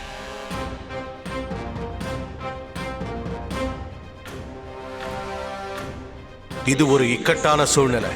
இங்க நடக்கிறது எதுவும் சரியில்லை. ஆனா வேற என்ன பண்ண முடியும்? உத்தரவு கொடுத்ததே நான் தானே. அதை இப்ப திரும்ப பெறவும் முடியாது. ஒருவேளை ராமகிருஷ்ணன் ஏதாவது பண்றானான்னு பாப்போம். ராஜகுரு சரியா தான் சொல்லிருக்காரு. அவர் சொன்னதுல தப்பே இல்ல. இவங்க எல்லாருக்கும் தண்டனை கிடைச்சுதான் ஆகணும். இவங்க தண்டனைக்கு ஏத்தவங்க தான். இன்னும் சொல்ல போனா இன்னும் ஒரு நிமிஷம் கூட தாமதிக்காம இங்கேயே இப்பவே உங்களுக்கு தண்டனை கொடுக்கணும் மகாராஜா.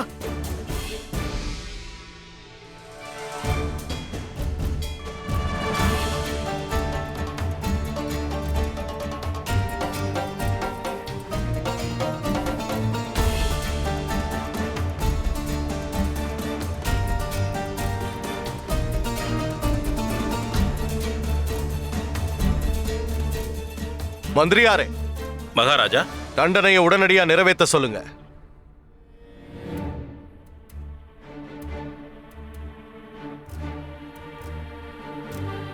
சாட்டைக்காரனை வர சொல்லுங்க.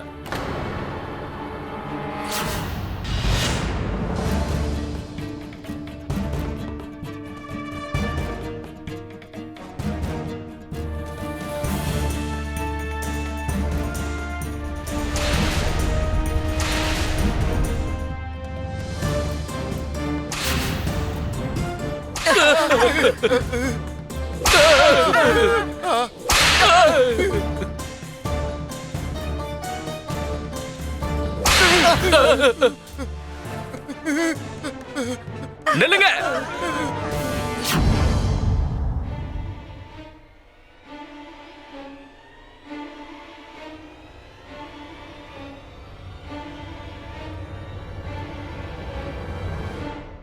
நாம கொடுக்கிற தண்டனையையும் சரியா கொடுக்கணும் மகாராஜா. ஏன்னா உங்க உத்தரவுப்படி நாம 8 முட்டாளுங்களுக்கு தண்டனை கொடுக்கணும். ஆனா இங்க 5 பேர் தானே இருக்காங்க. ஒருவேளை இந்த 5 பேருக்கு மட்டும் தண்டனை கொடுத்தோம்னா உங்க கட்டளையை மீறின மாதிரி அர்த்தம் ஆயிடாதா? தண்டனை கொடுக்கறதா இருந்தா 8 பேருக்குமே கொடுக்கணும். இல்லனா இதுல என்ன நியாயம் இருக்க முடியும் சொல்லுங்க? அப்படின்னா நீங்களே சொல்லுங்க. சொல்லுங்க, மீதி 3 முட்டாள் எங்க? நீங்களே போய் அவங்கள கூட்டிட்டு வாங்க. இந்த முட்டாளுங்களோட சேர்ந்து நிக்க வைங்க. மீதி இருக்கிற அந்த 3 முட்டாளுங்களும் கூட இப்போ இங்க இந்த அரசவையிலேயே தான் இருக்காங்க மகாராஜா. அவங்கள ஒவ்வொருத்தரா நான் உங்களுக்கு அறிமுகப்படுத்த போறேன். அந்த 3 பேர்ல மிக சிறந்த முட்டாள் அடியேன் ராமகிருஷ்ணன் தான்.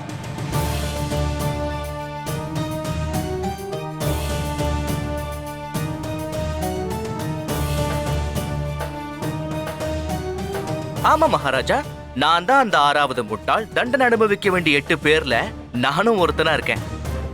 ஏன்னா சிறப்பு வாய்ந்த இந்த அரசவையில உங்களுடைய சிறப்பு ஆலோசகரா பதவி ஏத்துக்கிட்டேன்னா முட்டாள்களை தேடி கொண்டு வரேன்னு முட்டாள்தனமா கிளம்பி போனதால என்னையும் கண்டிப்பா வடிகட்டின முட்டாள்னு தான் சொல்லணும். நிச்சயமா அந்த 6வது முட்டாள் நானா தான் இருப்பேன். எனக்கும் நீங்க தண்டனை கொடுத்துதான் ஆகணும் மகாராஜா. அப்புறம் ஏழாவது முட்டாள் யாரு?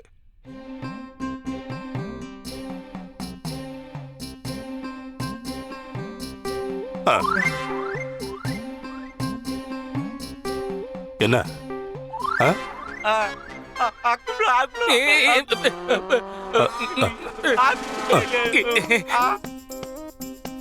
யாரு? என்னோட சிஷ்யர்களான இவங்களா? இவங்கள பார்த்தா உனக்கு முட்டாள் மாதிரி தெரியுதா? ராஜகுரு தாத்தாச்சாரியாரோட சிஷ்யர்கள் உனக்கு முட்டாள் மாதிரி தெரியுறாங்களா? நீ தெரிஞ்சுதான் சொல்றியா? இவங்கள முட்டாள்கள்னு சொன்னா நீ என்னையே முட்டாள்னு சொல்ற மாதிரி. நேரடியா உங்களை தான் சொல்றேன் குருவே.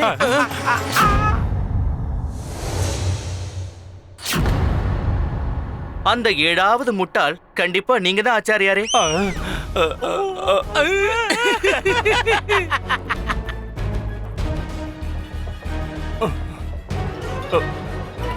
கேட்டீங்களா மகாராஜா? இவன் என்னைய முட்டாளுகிறான். என்ன? மிகப்பெரிய பண்டிதர் தாத்தாச்சாரியார, ராஜகுரு குலகுரு தாத்தாச்சாரியாரையே முட்டாள்னு சொல்றான் மகாராஜா.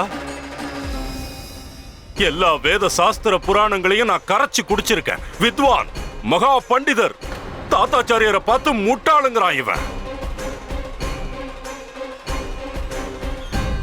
ராஜகுருங்கிற இந்த புனிதமான மகத்துவமான பதவியில இருக்கிற நீங்களே இப்படி ஒரு முட்டாள்தனமான யோசனையை கொடுத்ததே தப்பு தானே? இதை நீங்க தடுக்கவோ இல்ல சரியான அறிவுரையோ சொல்லாம நீங்க இதை ஊக்குவிச்சிருக்கீங்க. முட்டாள்களுக்கு 100 சவுக்கடிய தண்டனையா கொடுக்கணும்னு சொன்னீங்களே, இதை விட ஒரு மிகப்பெரிய முட்டாள்தனம் இருக்க முடியுமா ஆச்சாரியாரே?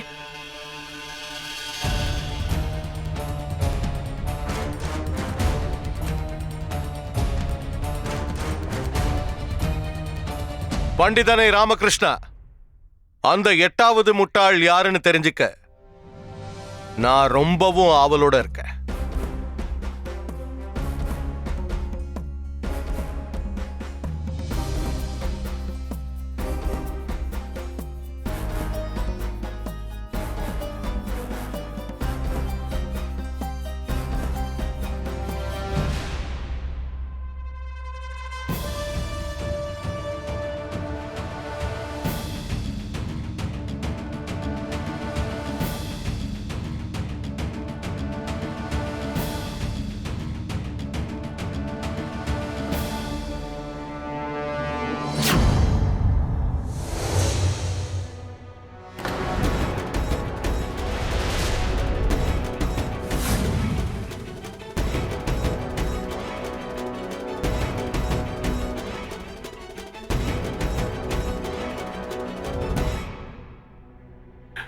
இவன் இந்த பண்டிதன் பைத்தியமாயிட்டான் மகாராஜா. முழுசா பைத்தியமாயிட்டான் மகாராஜா. உங்களையே முட்டாள்னு சொல்லிட்டான் மகாராஜா. மிகப்பெரிய சக்கரவர்த்தி கிருஷ்ணதேவராயரையே இந்த மடைய முட்டாள்னு சொல்லிட்டான் மகாராஜா. நீங்க சொன்னதை நான் சொன்னதா சொல்றீங்க? நானா? நான் எப்போ சொன்னேன்? அதான் இப்ப நீங்க மகாராஜாவை முட்டாள்னீங்களே. நீ தானே சொன்ன. நான் எப்போ சொன்னேன்? நான் எப்ப சொன்னேன்? இப்பதானே சொன்னேன். எதுவுமே சொல்லலையே. வாயை திறந்து சொல்லலனாலும் நீ மகாராஜாவை முட்டாள்னு தானே சொல்ல வந்த. ஐயோ, நான் எதுவும் சொல்லல. நான் மகாராஜா கிட்ட கேள்விக்கு பதில் தானே சொல்லிக்கிட்டு இருந்தேன். இந்த கேள்விக்கான பதில தானே சொல்ல வந்த. நம்ம மகாராஜா ஒரு முட்டாள். ஐயோ குருவே, தொடர்ந்து 4வது தடவையா மகாராஜாவை முட்டாள்னு சொல்றீங்க. பண்டிதனை ராமகிருஷ்ணா, நீ யார் முன்னாடி நின்னு என்ன பேசிக்கிட்டு இருக்கேங்கிறத சுத்தமா மறந்து போயிட்டேன்னு நினைக்கிறேன்.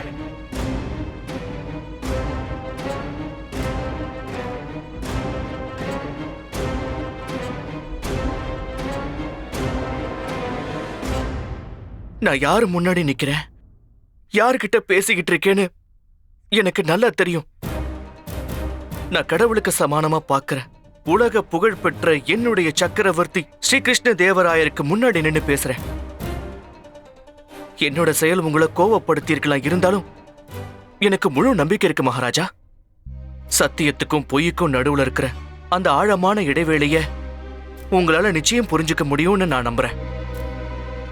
இதுக்கப்புறமும் நீங்க என்ன தண்டிக்கணும்னு நினைச்சீங்கன்னா நீங்க கொடுக்கிற தண்டனை எதுவா இருந்தாலும் நான் அதை மனசார ஏத்துக்கிறேன் மகாராஜா. என்னோட ஒரே ஒரு கேள்விக்கு மட்டும் பதில் சொல்லுங்க. ஒருத்தர் முட்டாள்தனமான வேலையை செஞ்சிட்டாங்கன்னா அதுல அவங்களோட தப்பு என்ன இருக்கு மகாராஜா? கடவுள் அவங்கள அப்படி படைச்சிட்டாரு. இவங்கெல்லாம் எதுக்கு தண்டனை அனுபவிக்கணும்? இவங்க உலகத்தை பார்க்கறதும் சிந்திக்கிறதும் வேற விதமா இருக்குன்னா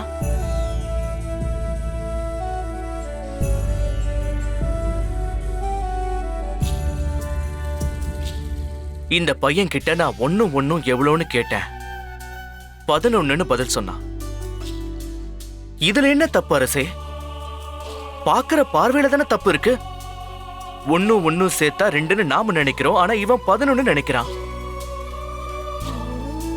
இருக்கிறதுலயே சிறந்த உணர்வு எதுன்னு நான் இவன் கிட்ட ஒரு கேள்வி கேட்டேன். அதுக்கு அமைதின்னு சொன்னான். இதை விட சரியான உண்மையான ஒரு பதில் இருக்க முடியுமா மகாராஜா? நாம எந்த மாதிரி மனநிலையில இருந்தாலும் நம்ம மூளை தொடர்ந்து வேலை செஞ்சுக்கிட்டே இருக்கும். ஆனா இவன் சொன்ன அமைதிங்கிற சூழல்ல தான் நம்ம மனசுக்கும் நம்ம உடலுக்கும் நம்ம சிந்தனைக்கும் ஒரு தெளிவு பிறக்க உதவி செய்யுது மகாராஜா.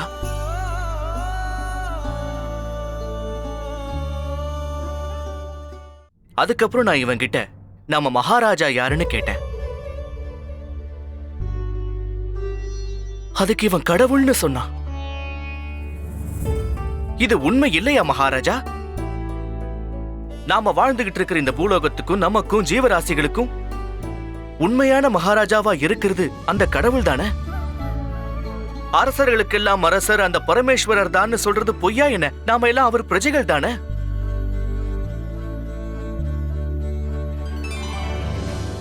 இந்த பையன் ஒரு ராத்திரி முழுக்க கையில தண்ணி எடுத்துட்டு வந்து அவங்க அம்மா பக்கத்துல நின்னுட்டு இருந்திருக்கான். இது முட்டாள்தனம்னு மத்தவங்க இல்ல, இவனை பெத்தவங்களே சொல்லிருக்காங்க. ஆனா ஒரு நிமிஷம் யோசிச்சு பாருங்க, அது என்ன அவ்வளவு பெரிய முட்டாள்தனமா? சொல்லுப்பா, ராத்திரி முழுக்க கையில சொம்ப வச்சுக்கிட்டு எதுக்காக நின்னுகிட்டு இருந்த? அம்மா தாகத்தோடயே தூங்கிட்டாங்க. ஒருவேளை அவங்க தாகம் அதிகமாய் அவங்க தூக்கம் கலைஞ்சு பார்த்தா, அந்த நேரத்துல நான் அங்க இல்லாம இருந்தா அவங்க தாகத்தோடயே தூங்க வேண்டியிருந்திருக்கும்.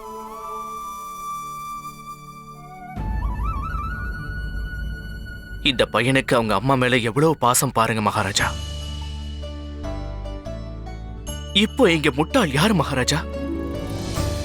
இந்த பையனா இல்ல நாம எல்லாருமா? இவனை போய் முட்டாள்னு சொல்றோம். இவன் அந்த கடவுளுடைய பிரதிபிம்பம் மகாராஜா. இவனை மாதிரி பசங்க இருக்கிறதால தான் கடவுள் இருக்காருங்கிறதே நாம நம்புறோம்.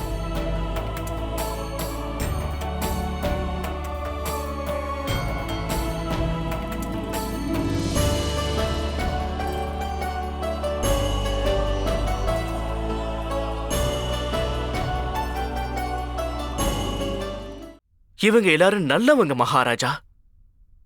உண்மையிலே நாம இவங்கள மாதிரி ஆட்களை தான் பாராட்டி கௌரவிக்கணும். இவங்களால நம்மள மாதிரி சகஜமா இருக்க முடியாது. ஆனா இவங்க யாருக்கும் எந்த துன்பமும் தரமாட்டாங்க. நம்ம கிட்ட இருக்கிற அறிவாற்றல் இவங்க கிட்ட இல்லாததாலதான் இவங்கள பார்த்து மத்தவங்க கத்துக்கிறாங்க. புத்திமான்னு சொல்லி நாம பாராட்டுற நம்மள மாதிரி ஆளுங்க தான் ஏமாத்துறாங்க, சதிவள பின்றாங்க, போய் பேசுறாங்க, துரோகம் செய்யறாங்க. முட்டாள்தனத்துக்கு தண்டனை தேவையில்லை மகாராஜா, கல்விதான் தேவை. நான் உங்களை கெஞ்சி கேட்டுக்கிறேன் மகாராஜா, இவங்களுக்கு தண்டனைக்கு பதிலா நல்ல கல்வி கொடுக்கணும்னு கேட்டுக்கிறேன்.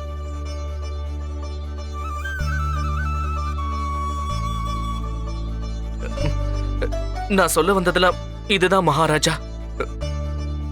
உங்க மனசுக்கு இது சரியா இல்லைன்னு தோணுச்சுன்னா நீங்க எனக்கே தண்டனை கொடுங்க.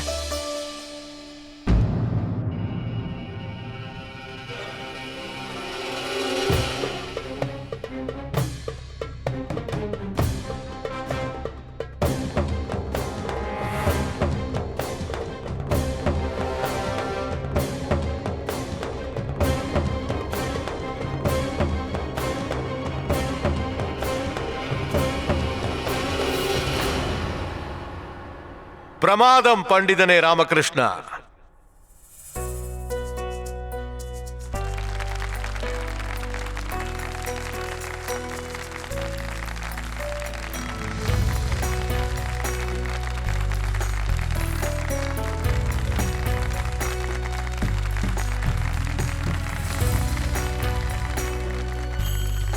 பிரமாதம். இப்போ நம்ம அரசபைக்கு விருந்தாளிகளா வந்திருக்கிற இவங்க எல்லாரையும் முழு மரியாதையோட விடுதலை செஞ்சு அனுப்பி வைங்க. உங்க எல்லாரையும் இங்க வர வச்சு நாங்க உண்மையிலேயே ரொம்ப கஷ்டம் கொடுத்துட்டோம். அதுக்காக வருத்தப்படுறேன். மந்திரியாரே, மகாராஜா, அவசர நடவடிக்கையா நம்ம ராஜ்யம் முழுக்க இரவு பாடசாலைகள் திறக்கப்படணும்.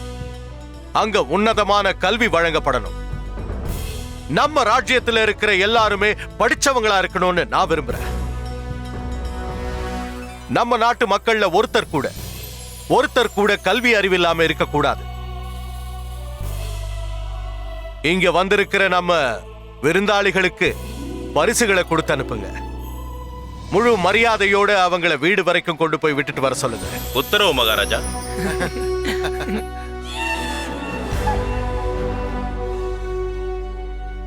பண்டிதனே ராமகிருஷ்ணா,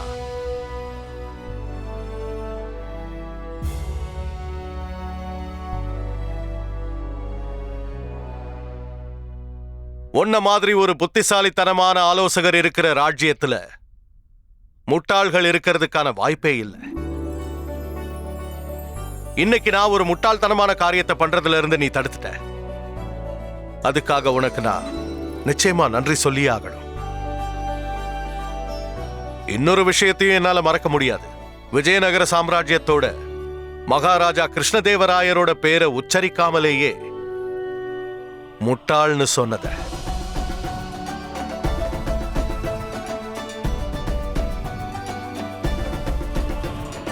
மகாராஜா கிருஷ்ணதேவராயர் வாழ்க! மகாராஜா கிருஷ்ணதேவராயர் வாழ்க! மகாராஜா கிருஷ்ணதேவராயர் வாழ்க! மகாராஜா கிருஷ்ணதேவராயர் வாழ்க! மகாராஜா கிருஷ்ணதேவராயர் வாழ்க!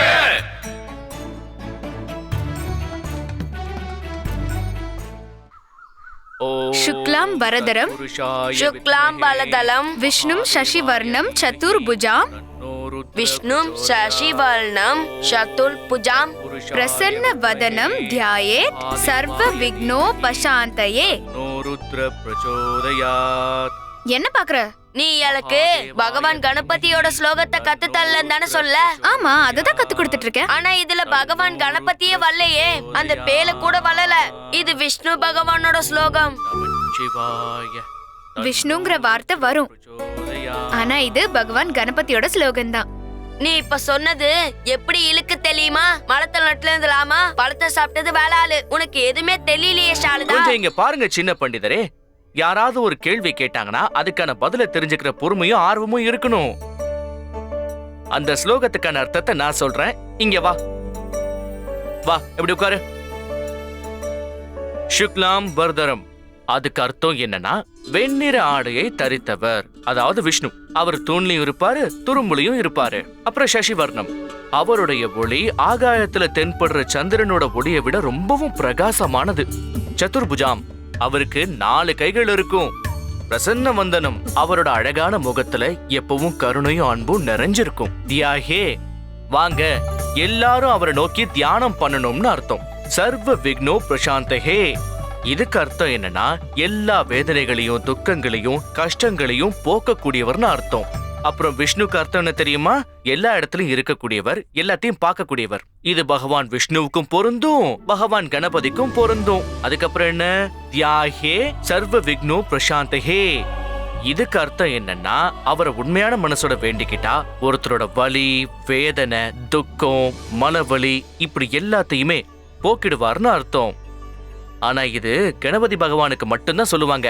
அதனால இந்த ஸ்லோகம் கணபதி பகவானுக்கு மட்டும்தான் குண்டப்பா, அவருக்கு சொந்தமானது. இப்ப புரிஞ்சுதா?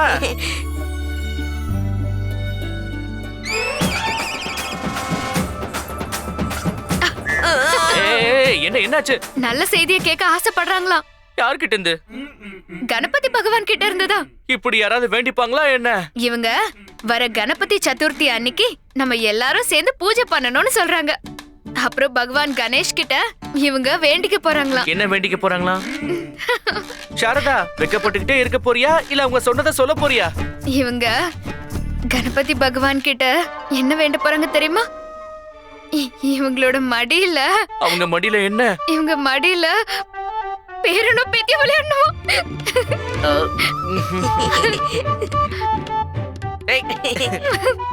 சரி, முதல்ல என்ன வேணுமா? அதெல்லாம் தெளிவா சொல்லணும். பேரனா இல்ல பேத்தியா? ரெட்ட குழந்தைங்கனாலும் பரவாயில்லையோ? என்னது? ஆனா எதுவா இருந்தாலும் கூடிய சீக்கிரமே நடக்கணுமா? அம்மா கிட்ட நீயே சொல்லு, இது ஒண்ணு லட்டு கிடையாது, பிசைஞ்சு வச்ச உடனே தயாராகிறதுக்கு. இதெல்லாம் காலம் கைக்கூடி வரும்போது தான் நடக்கும். தலைமையில கத்திய தொங்க விட்டுட்டு அவசரப்படக்கூடாது.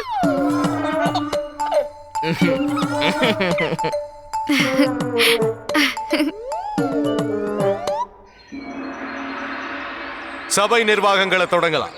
மகாராஜா, தளபதியும் துணை தளபதியும் யுத்தத்துல இருந்து திரும்ப வந்திருக்காங்க. உங்களை சந்திக்கிறதுக்காக அனுமதி கேட்கிறாங்க. துணை தளபதியை வர சொல்லுங்க.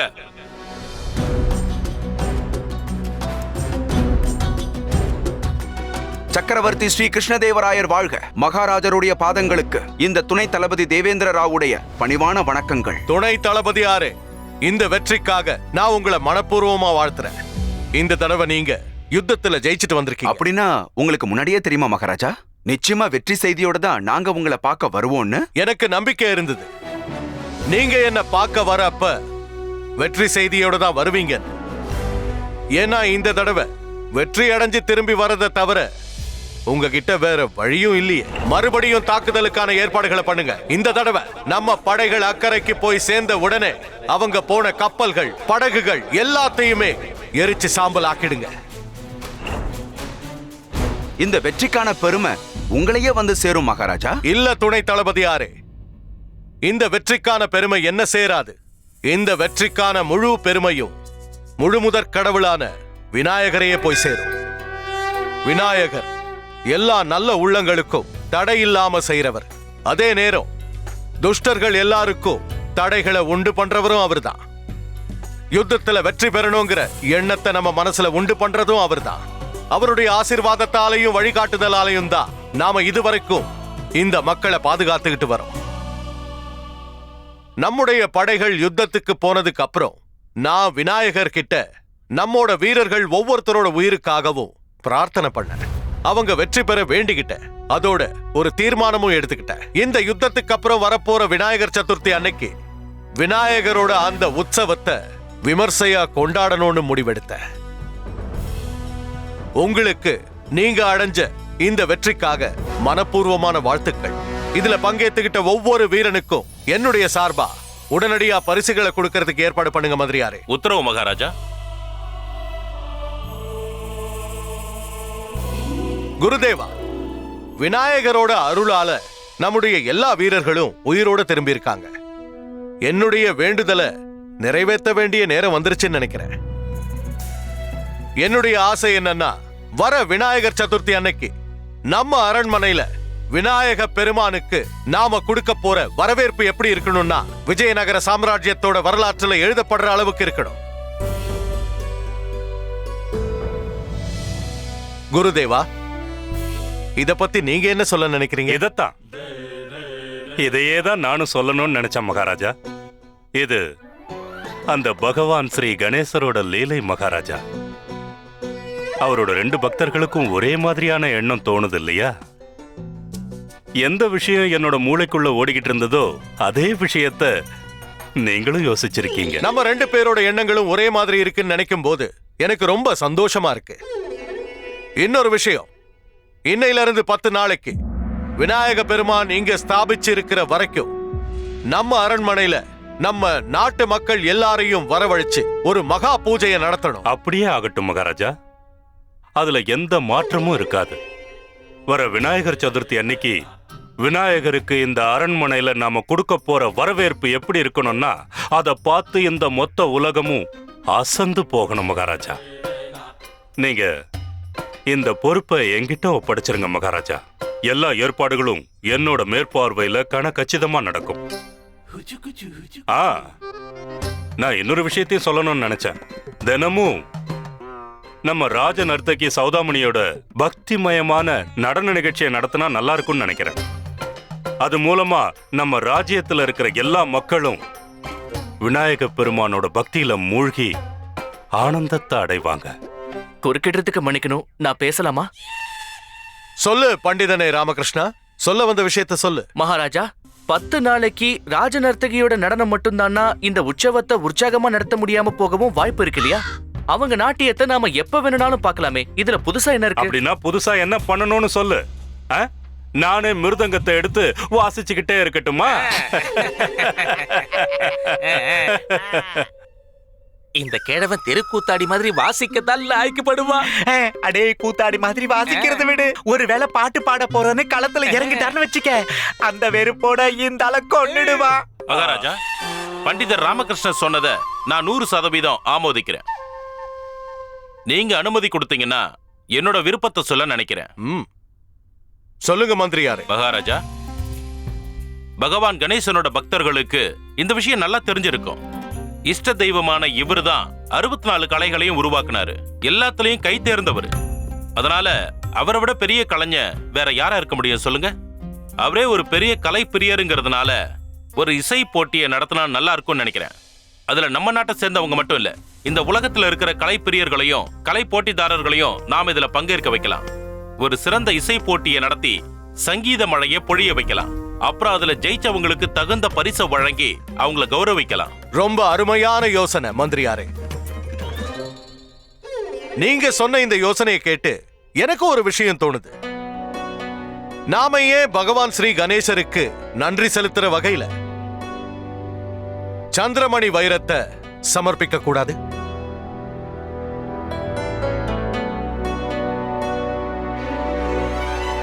மகாராஜா, இது மிக சிறந்த யோசனை. ஆனா அந்த வைரம் இப்போ பிரம்ம கமல புஷ்பத்துல வச்சிருக்கோம். நானும் இத பத்தி தான் யோசிச்சுட்டு இருந்த மந்திரியாரே. இந்த பிரம்ம கமல புஷ்பம் 5 வருஷத்துக்கு ஒரு தடவை தான் மலரும். ஆனா நம்முடைய இசையால அத மலர வைக்க முடியும்னு சொல்றாங்க. அதனால என்னுடைய யோசனை என்னன்னா, இதையே நாம ஏன் ஒரு போட்டியா அறிவிக்க கூடாது? கணேச உற்சவத்தோட 10வது நாள் இருக்கிற பாடகர்கள்ல யார் ஒருத்தர் இந்த பிரம்ம கமலத்தை தன்னுடைய பக்தியாலையும் இசை திறமையாலையும் மலர செய்றாரோ அவர்தான் இந்த இசை போட்டியோட வெற்றியாளரா அறிவிக்கப்படுவாரு. அதுக்கப்புறம் அந்த பாடகருக்கு சரியான அரச மரியாதையோட பரிசுகளும் வழங்கப்படும். அதுக்கப்புறம் அந்த சந்திரமணி வைரம் விநாயக பெருமானோட பாதங்கள்ல சமர்ப்பிக்கப்படும். அப்படியே அந்த நிகழ்ச்சியில கலந்துகிட்ட பக்தர்களுக்கும் விருந்தாளிகளுக்கும் சந்திரமணியோட அளவில்லாத அழக பார்க்கிற வாய்ப்பும் கிடைக்கும். குருதேவா, நீங்க ஏதாவது சொல்ல விரும்புறீங்களா? ஒண்ணும் இல்ல மகாராஜா, சொல்றதுக்கு ஒண்ணும் இல்ல. இதை விட சிறந்த ஏற்பாடுகளை வேற யாராலையும் பண்ணவே முடியாது. நான் இன்னில இருந்து அந்த ஏற்பாடுகளை கவனிக்கிற வேலையை பார்க்கறேன். மகாராஜா, இந்த ஒரு விநாயகர் சதுர்த்தி விஜயநகர சரித்திரத்துல நீங்காத இடம் பிடிக்க போகுது. அப்புறம் நான் ராஜகுரு தாத்தாச்சாரியார் இத பொறுப்பா கவனிச்சுக்கிற மகாராஜா. அற்புதம். நிகழ்ச்சிகளுக்கான ஏற்பாடுகளை ஆரம்பிக்கலாம். ஆமா ராமா, இந்த சந்திரமணி வைரம்னா என்ன? தெரியல பட்டு. ஆனா சந்திரமணி வைரத்தை பத்தி மத்தவங்க சொல்லி கேள்விப்பட்டிருக்கேன். ஆனா முழுசா எனக்கு தெரியாது. இப்ப தெரிஞ்சுக்கிட்டாகணும். என்ன பொறுத்த வரைக்கும் நீங்க எல்லாரும் ரொம்ப சரியா தான் பண்ணீங்க. மகாமந்திரியாரே, மந்திரியாரே, அது ஒண்ணுல இந்த சந்திரமணிங்கிறது என்ன? வைரம். என்ன விளையாடுறீங்க? அது வைரங்கிறது எனக்கும் தெரியும். இருந்தாலும் இந்த வைரத்துக்கு அப்படி என்ன தனிச்சிறப்பு இருக்கு? அது பேரை கேட்டதும் எல்லாரும் ஆச்சரியப்படுறாங்க. அதை கேட்டதும் அரசவையில இருந்த எல்லார் முகமும் சூரிய ஒளி தண்ணில பட்டதும் பிரதிபலிக்குமே அந்த மாதிரி பிரகாசமா இருந்துச்சு. அத்தனை பேர் முகத்திலையும் அப்படி ஒரு ஆச்சரியம்.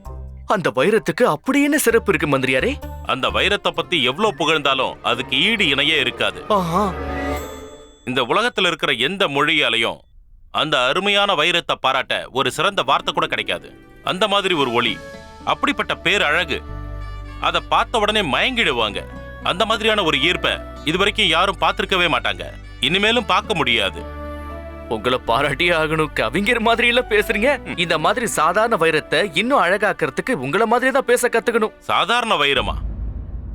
சரி பண்டிதர் ராமகிருஷ்ணா, இன்னைக்கு ராத்திரி இந்த மாளிகைக்கு நீங்க தவறாம வரணும். இந்த சாதாரணமான வைரத்தோட தரிசனத்தை ஒரு சாதாரணமான முறையில உங்களுக்கு காட்ட போறேன். சரிங்க மந்திரியாரே.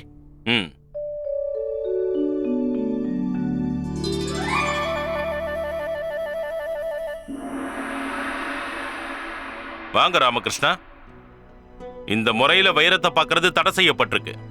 இருந்தாலும் எனக்கு உங்க மேல நம்பிக்கை இருக்கு. உள்ள எல்லா விளக்குகளையும் அணைச்சிருங்க.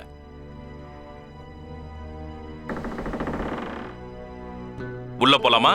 கண்டிப்பா.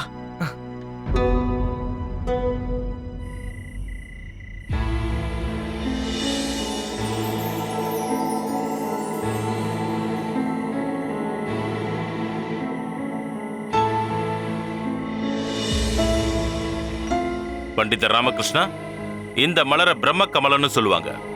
இது தன்னால மலரும், தன்னால மொட்டா மாறும். இது எப்ப மலருங்கிறதையும் இது எப்ப மொட்டா மாறுங்கிறதையும் யாராலையும் சொல்ல முடியாது. சந்திரமணி வைரத்தை அலங்கரிக்கிறதுக்கு இதை விட ஒரு அழகான இருப்பிடம் இருக்குன்னு யாராலையும் சொல்ல முடியாது.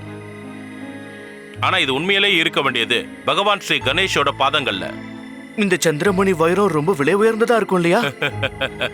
யாராலையும் அதை கற்பனை கூட பண்ணி பார்க்க முடியாது பண்டிதரே.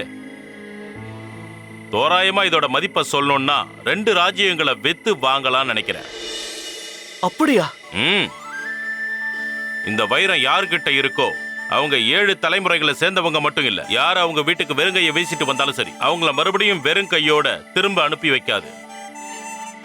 இந்த வைரம் யார்கிட்ட இருக்கோ அவங்க தான் இந்த உலகத்திலேயே பெரிய குபேரன். இது நம்ம விஜயநகர சாம்ராஜ்யத்தோட ஒரு எடுத்துக்காட்டா திகழுது. இவ்ளோ அற்புதமான விலை மதிப்பில்லாத இந்த வைரம் நம்ம ராஜ்யத்துக்கு சொந்தமானது.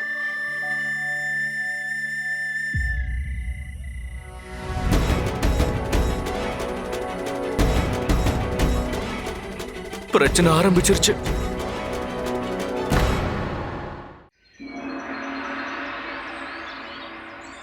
ராமா ராமா ராமா ராமா, அவனால எனக்கு ஒரு பெரிய பிரச்சனையாவே இருக்கு. என் ஜாதகத்துல ஒரு தோஷமா மாறி என்ன அவன் ஆட்டி படைச்சுக்கிட்டு இருக்கான். எல்லா விஷயத்திலையும் முந்திரி கொட்டை மாதிரி மூக்க நுழைக்கிறது அவனுக்கு ஒரு பொழுதுபோக்கா ஆயிடுச்சு. நான் ஏதாவது ஒரு விஷயத்த சொல்றதுக்கு வாயை திறந்தா போதும், எனக்கு முன்னாடி அவன் முந்திக்கிட்டு சொல்லிடுறான். எனக்கு ஒரே ஒரு வாய்ப்பு கிடைச்சதுன்னா அவன் இருக்கிற அடையாளமே தெரியாம பண்ணிடுவேன் இந்த தாத்தாச்சாரியார். நீங்களே சொல்லுங்கடா, நான் எவ்வளவு ஆசையோட என் அன்பான சௌதாமணியோட நாட்டியத்தை நடத்தணும்னு ஏற்பாடு பண்ணேன். அதுல என் தலையிட்டு அதை நடத்த விடாம பண்ணிட்டான் அந்த அயோக்கியன். நல்ல வேளை மகாராஜா அந்த நாட்டிய நிகழ்ச்சியை ரத்து பண்ணிட்டாருன்னு சௌதாமணிக்கு தெரியாது. தெரிஞ்சதுன்னா என்னோட கதி அதோ கதிதான். அது பாருங்கடா, சௌதாமணி நீங்க எங்கேயாவது பாத்தீங்கன்னா. ஏற்கனவே பார்த்தேன் குரு. யாரு? உங்க காதலி அந்த சௌதாமணி தேவியே தான். எப்போ? இப்பதான் கொஞ்ச நேரத்துக்கு முன்னால. எங்க? மாளிகை விட்டு வெளியில வரும்போது குருஜி சொல்லிட்டா. என்ன சொன்னீங்க? அதான் இந்த உற்சவத்துல உங்க நிகழ்ச்சி ரத்து ஆயிடுச்சுன்னு தான். யாரா சொன்னது? நாங்க தான். அவங்க கேட்டாங்க, நாங்க சொல்லிட்டோம். ஐயோ அறிவு கட்டவங்களா, ஏன்டா உண்மையை சொன்னீங்க? தெரியாதனமா வாழ்க்கையில முதல் முறையா வாயிலிருந்து உண்மை தவறி வந்துருச்சு. ஏன்னா என்னைக்கு உங்ககிட்ட சேர்ந்தமோ அன்னையில இருந்து எங்களுக்கு உண்மைக்கு சம்மந்தமே இல்லாம ஆயிடுச்சுல. அப்புறம் என்ன இருக்க போகுது? அவ அதுக்கு என்ன பதில் சொன்னான்னு சொல்லி தொலைங்கடா. சொல்லிட்டாங்க. என்ன ரத்து ஆயிடுச்சா? அதான் சொல்லிட்டீங்கல்ல, அவளோட நாட்டிய நிகழ்ச்சி ரத்து ஆயிடுச்சுன்னு. அவங்க சொன்னது உங்களையே ரத்து பண்ணிட்டாங்களா?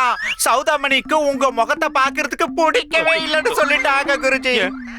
நான் என்னடா தப்பு பண்ண? தவறான நேரத்துல அவங்க பேரை நீங்க பயன்படுத்திட்டீங்கன்னு உங்க மேல அவங்க கோபப்பட்டாங்க குருஜி. நாசமா போச்சா? இதையும் சொன்னாங்க. என்ன சொன்னா? நீங்க நாசமா போயிடுவீங்கன்னு அவங்க பயங்கரமா சாபம் விட்டாங்க. இதுக்கப்புறம் அவங்களுக்கு உங்களுக்கு நடுவுல எதுவும் இல்லையா? அது மட்டும் இல்ல குருஜி, இனிமே அந்த சௌதாமணியோட வீட்டு கதவு உங்களுக்காக மூடியே இருக்குமா?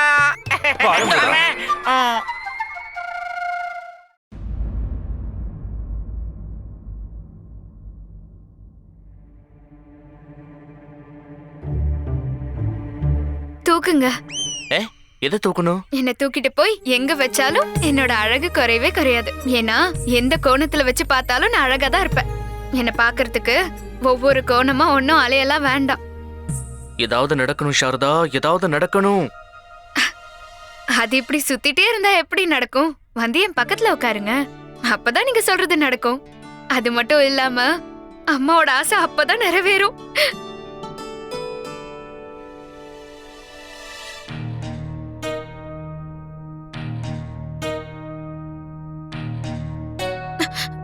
இது பெரிய அவமானம்.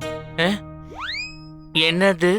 என் அழகுக்கு ஏற்பட்ட அவமானம். இவ்ளோ அழகான பொண்டாட்டிய நேர்ல வச்சுக்கிட்டு நீங்க வேற எதையோ யோசிச்சுட்டு இருக்கீங்க. சரி சொல்லுங்க, நீங்க எதை பத்தி யோசிக்கிறீங்க? யார பத்தி யோசிக்கிறீங்க? சந்திரமணியை பத்தி யோசிச்சுட்டு இருக்கேன். சந்திரமணியா? ஆமா சாரதா, சந்திரமணி ரொம்ப அழகானது, எல்லாரையுமே மயக்கிடும். அதோட அழக பாக்குற யாரா இருந்தாலும் அதுக்கு அடிமைதான். நானும் இந்த சந்திரமணியை பார்த்ததுல இருந்து அதோட அழகுக்கு முழுமையா அடிமையாயிட்டேன். அத பார்த்ததுல இருந்து ஒவ்வொரு நொடியுமே அதோட பேரழக பத்தி யோசிச்சுக்கிட்டே இருக்கணும்னு தான் எனக்கு தோணுது. அப்படியா? ஆமா, உனக்கு ஒண்ணு சொல்லவா? அந்த சந்திரமணியை பார்த்த அடுத்த நிமிஷமே நான் என்னையே மறந்து போயிட்டேன். அட நான் மட்டும் இல்ல, அத பாக்குற எல்லாரும் அவங்களே மறந்துடுவாங்க. அப்புறம் சொல்றேன் இரு. அதோட மினுமினுக்கிற ஜொலி ஜொலிக்கிற தன்மையன்னா எவ்வளவுதான் பாராட்டினாலும் அது பத்தாது. சொல்ல போனா அதோட அழக பாராட்டுறதுக்கு இந்த ஒரு ஆயுசு பத்தாது சாரதா. அப்புறம் என்ன, அந்த சந்திரமணி யாருக்கு சொந்தமா இருக்குமோ அவங்க பெரிய அதிர்ஷ்டம் பண்ணி இருக்கணும்.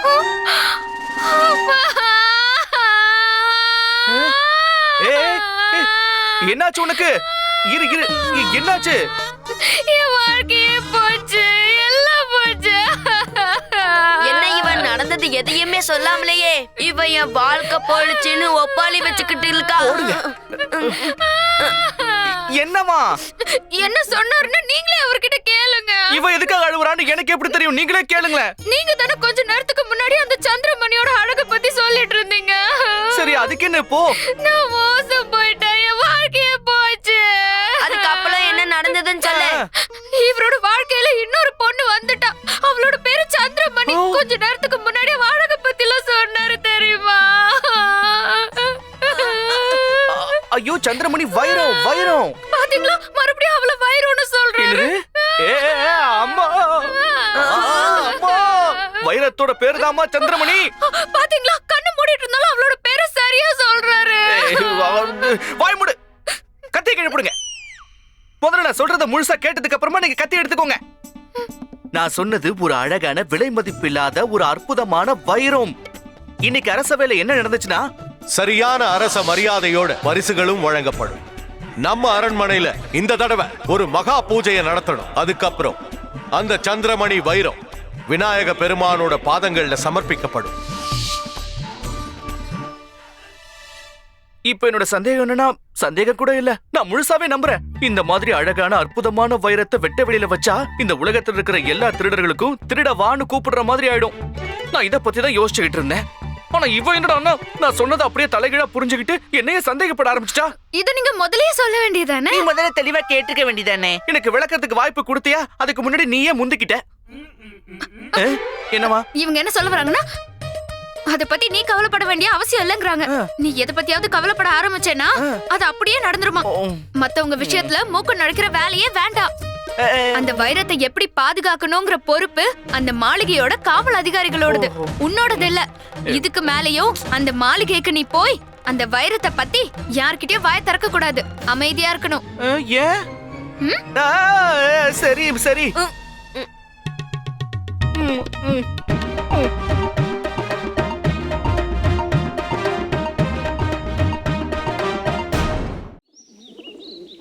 ஏற்பாடுகளுக்கு தேவையான பொருட்களோட பட்டியல் வந்துருச்சா?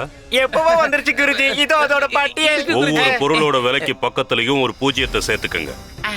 அரசாங்கம் சார்பா 100 நாணயங்கள் வசூலிக்கப்படுறதுக்கு பதிலா 1000 நாணயங்கள் வசூலிக்கப்படணும். 50க்கு பதிலா 500 வசூலிக்கப்படணும். ஒவ்வொரு பொருளோட விலைக்கு பக்கத்துலயும் ஒரு பூஜ்ஜியத்தை சேர்த்தாதான் எனக்கு சேர வேண்டிய உண்மையான பங்கு எனக்கு முழுசா கிடைக்கும். நான் ராஜகுருவாச்சே, அரசாங்கத்தில இருந்து எனக்கும் ஒரு பங்கு வந்து சேரணும் இல்லையா? விநாயகரோட அனுகிரகம் எனக்கும் கொஞ்சம் கிடைக்கணும் இல்லையா? ஜெய் ஸ்ரீ கணேஷ்.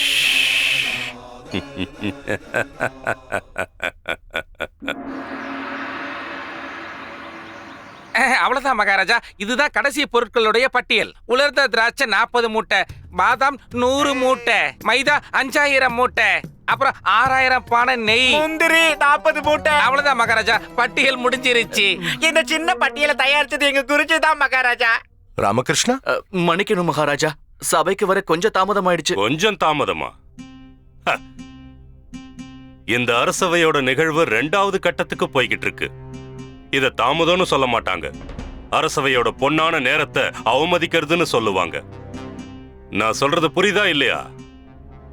அது சரி, தாமதமானதுக்கு என்ன காரணம்னு நாங்க தெரிஞ்சுக்கலாமா? நான் என்ன செய்யறது குருதேவா? நேத்து ராத்திரி சரியா தூக்கமே வரல.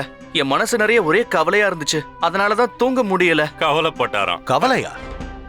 பண்டிதன் ராமகிருஷ்ணன் மாதிரி விசேஷ ஆலோசகரே இப்படி கவலையில இருந்தா தர்பாரை எப்படி நடத்துறது?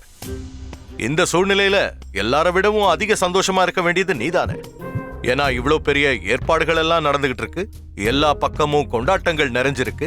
அப்படி இருக்கும்போது உனக்கு என்ன கவலை? இல்ல மகாராஜா, பகவான் ஸ்ரீ கணபதியோட வருகையை நினைச்சு மத்தவங்க எவ்வளவு சந்தோஷப்படுறாங்களோ நான் அதை விட அதிக சந்தோஷப்படுறேன். இருந்தாலும் என்ன பண்டிதனே ராமகிருஷ்ணன்? இருந்தாலும் சந்திரமணியை நினைச்சாதான் கவலையா இருக்கு. திருவிழா அன்னைக்கு அந்த சந்திரமணியை மக்கள் பார்வைக்காக அரசவையில வைக்கிறது சரியா இருக்குமான்னு சந்தேகமா இருக்கு. ஏன், இதுல என்ன சந்தேகம்? மகாராஜா, அது ஒரு விலை மதிப்பு இல்லாத வைரம். அந்த மாதிரி ஒரு வைரத்துடைய அழகை நம்ம வார்த்தையால விவரிக்க முடியாது. அதோட மதிப்பை நம்ம கற்பனை கூட பண்ண முடியாது. அதை இப்படி வெட்ட வெளியில வைக்கிறது திருடர்களுக்கு அழைப்புதல் கொடுக்கிற மாதிரி இல்லையா? இந்த உலகத்துல இருக்கிற கத்துக்குட்டி சின்ன திருடர்கள்ல இருந்து மிகப்பெரிய திறமை வாய்ந்த திருடர்கள் வரைக்கும் அதை திருடிட்டு போக முயற்சி பண்ண மாட்டாங்களா? இதால அரசவையுடைய பாதுகாப்புக்கு எதுவும் ஆபத்து வராதா?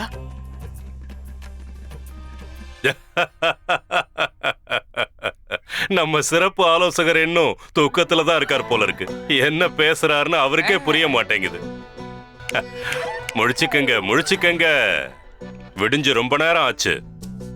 இப்போ அரசவையில இருக்கீங்க, அதுவும் மகாராஜா ஸ்ரீகிருஷ்ண தேவராயர் முன்னாடி. முழிச்சுக்கங்க. சொல்ல வரத தெளிவா யோசிச்சு சொல்லுங்க. சந்திரமணி திருட்டு போகுமா? அதுவும் மகாராஜா ஸ்ரீ கிருஷ்ணதேவராயரோட அரண்மனையில இருந்து. என்ன பேசுறோன்னு புரிஞ்சுதான் பேசுறீங்களா? முதல்ல நான் என்ன சொல்ல வரேங்கிறத புரிஞ்சுக்கோங்க குருவே. சில நேரங்கள்ல அளவுக்கு அதிகமான நம்பிக்கையும் ஆபத்துல போய் முடியும். இப்படி நடந்துரும்னு நான் உறுதியா ஒண்ணும் சொல்லல. ஆனா காரணமே இல்லாம எதுக்கு ஒரு திருடனுக்கு நாம வாய்ப்பு கொடுக்கணும்னு தான் சொல்ல வரேன்.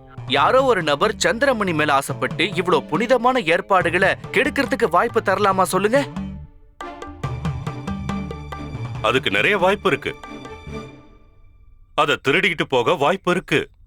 ஏன்னா நம்ம சிறப்பு ஆலோசகரே ரொம்ப தெளிவா திருடர்களுக்கு அழைப்பு கொடுத்துட்டாருல. அது மட்டும் இல்லாம இப்போ அவங்க சந்திரமணி மேல அதிகமா கவனம் செலுத்த ஆரம்பிச்சிருவாங்க.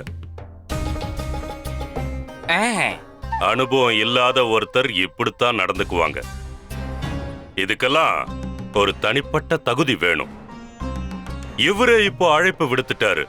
எல்லா திருடர்களையும் கொள்ளக்காரங்களையும் வாங்க வாங்கன்னு அழைப்பு கொடுத்துட்டாரு.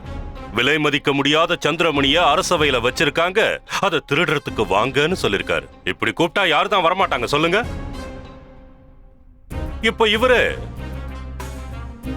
அது திருடு போயிடுமோன்னு கவலைப்படுறாராம்.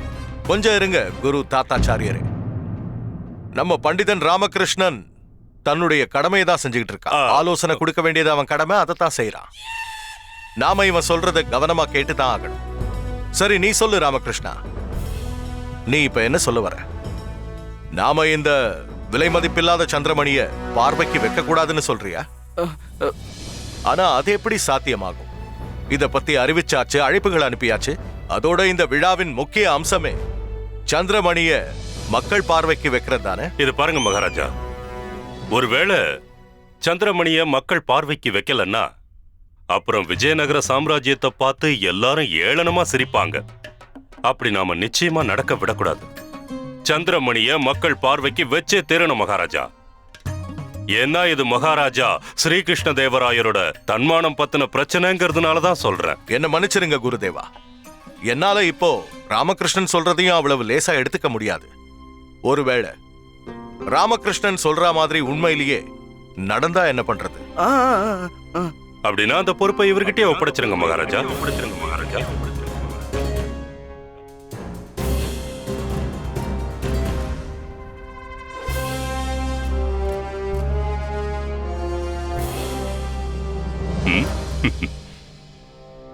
சந்திரமணிய பாதுகாக்கிற பொறுப்பை இவர்கிட்ட ஒப்படைச்சிருங்க.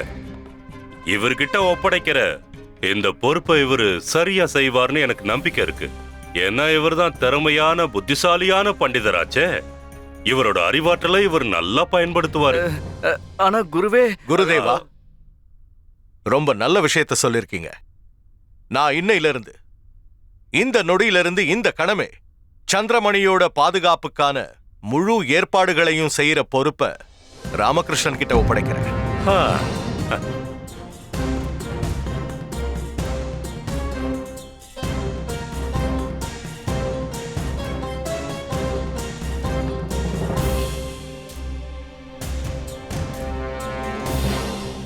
ஆனா பண்டிதனே ராமகிருஷ்ணா, ஞாபகம் இருக்கட்டும், இந்த சந்திரமணி ஒன்னும் சாதாரண வைரம் இல்லை. விஜயநகர ராஜ்யத்தோட சுய மரியாதையும் அதுதான். நம்ம கௌரவம் அதுல அடங்கி இருக்கு. அதனால இந்த வைரத்துக்கு ஏதாவது ஒண்ணு ஆச்சுன்னா நான் உன்கிட்ட கருணையோட நடந்துப்பேன்னு எதிர்பார்க்காத. அந்த சந்திரமணிக்கு ஏதாவது ஆச்சு, அதுக்கப்புறம் நான் என்ன செய்வேன்னு எனக்கே தெரியாது. ஞாபகம் இருக்கட்டும்.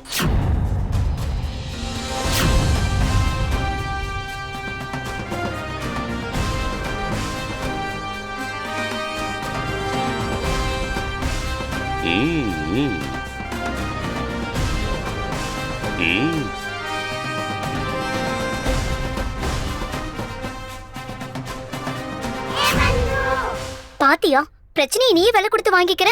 சந்திரமணி பாதுகாக்கிற வேலை தேவையா உனக்கு? இந்த முறை ஏடா கூடமா ஏதாவது நடந்துச்சுன்னு வை, அப்ப கதையே முடிஞ்சிரும்.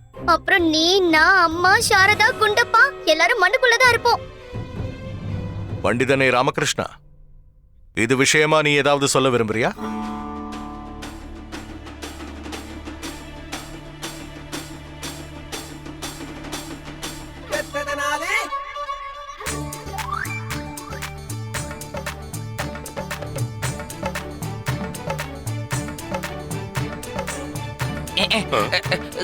குருஜி ஜாக்கிரதையா இருங்க. எப்பெல்லாம் இவர் உங்களை பார்த்து சிரிக்கிறாரோ அப்பெல்லாம் உங்க நாடி நரம்பெல்லாம் அடங்கி போற மாதிரி ஏதாவது ஒண்ணு இவர் பண்ணிடுறாரு. குருஜி, இவரோட சிரிப்பை பார்க்கும் போது தெரியுது ஏதோ திட்டம் போட்டு பெருசா உங்களை மாட்டி விட போறான்னு. பாத்துக்கிட்டே இருங்க, அவன் வாயை திறந்து உங்க மண்டை மேல இடி விழும். அங்க பாருங்க, வாயை திறக்க போறான், ஏதோ உங்க மண்டை மேல விழ. மகாராஜாவுடைய கட்டளை அந்த கடவுளுடைய கட்டளைக்கு சமம்னு சொல்லுவாங்க. ஒருவேளை சந்திரமணியை பாதுகாக்கிற திறமை எனக்குள்ள இருக்குன்னு மகாராஜாவே நினைக்கிறாருன்னா அதுக்காக நான் முதல்ல மகாராஜாவுக்கு என் பணிவான நன்றிகளை தெரிவிச்சுக்கிறேன். நீங்க கொடுத்த இந்த வேலையை நான் நேர்மையான முறையில பூர்த்தி செய்வேன். அதோட நான் உங்களுக்கு ஒரு வாக்குறுதியும் கொடுக்கிறேன் மகாராஜா. இந்த சந்திரமணியை பாதுகாக்க நான் என்னோட உயிரையும் பணைய வைக்க தயாரா இருக்கேன். சந்திரமணிக்கு எந்த ஒரு பாதிப்புமே வராது மகாராஜா. இருந்தாலும் எது எப்படி இருந்தாலும் எனக்கு திறமை இருக்குன்னு நீங்களே உறுதியா நம்புறீங்க. அப்புறம் ஏன் அரைகுறையான பொறுப்பை ஒப்படைச்சிங்க? என்ன நம்புற நீங்க முழு பொறுப்பையும் என்கிட்டயே தரலாம் இல்லையா? முழு பொறுப்பா? முழு பொறுப்புன்னு நீ எதை பத்தி சொல்ல வர ராமகிருஷ்ணா? சந்திரமணியை பாதுகாக்கிற பொறுப்பு மட்டும் பத்தாதுன்னு சொல்ல வர மகாராஜா. அதுக்கான முழு ஏற்பாடையும் பண்ற பொறுப்பை தாங்கன்னு சொல்ல வரேன். மகா போட்டி நடத்துறதுல இருந்து சங்கீத போட்டி நடத்துற வரைக்கும் எல்லா பொறுப்புகளையுமே என்கிட்ட ஒப்படைச்சா சந்தோஷமா இருக்கும். விழாவுக்கு தேவைப்படுற எல்லா பொருளையும் வாங்குற பொறுப்பு நீங்க எனக்கு கொடுத்தீங்கன்னா ரொம்ப வசதியா இருக்கும். இந்த பிரசாதத்துக்கு எவ்வளவு நெய் தேவை, எவ்வளவு பாதாம், எவ்வளவு முந்திரி, இப்படி எல்லா விதமான கணக்கையும் என்கிட்டயே ஒப்படைக்கணும்னு நான் மன்றாடி கேட்டுக்கிறேன்.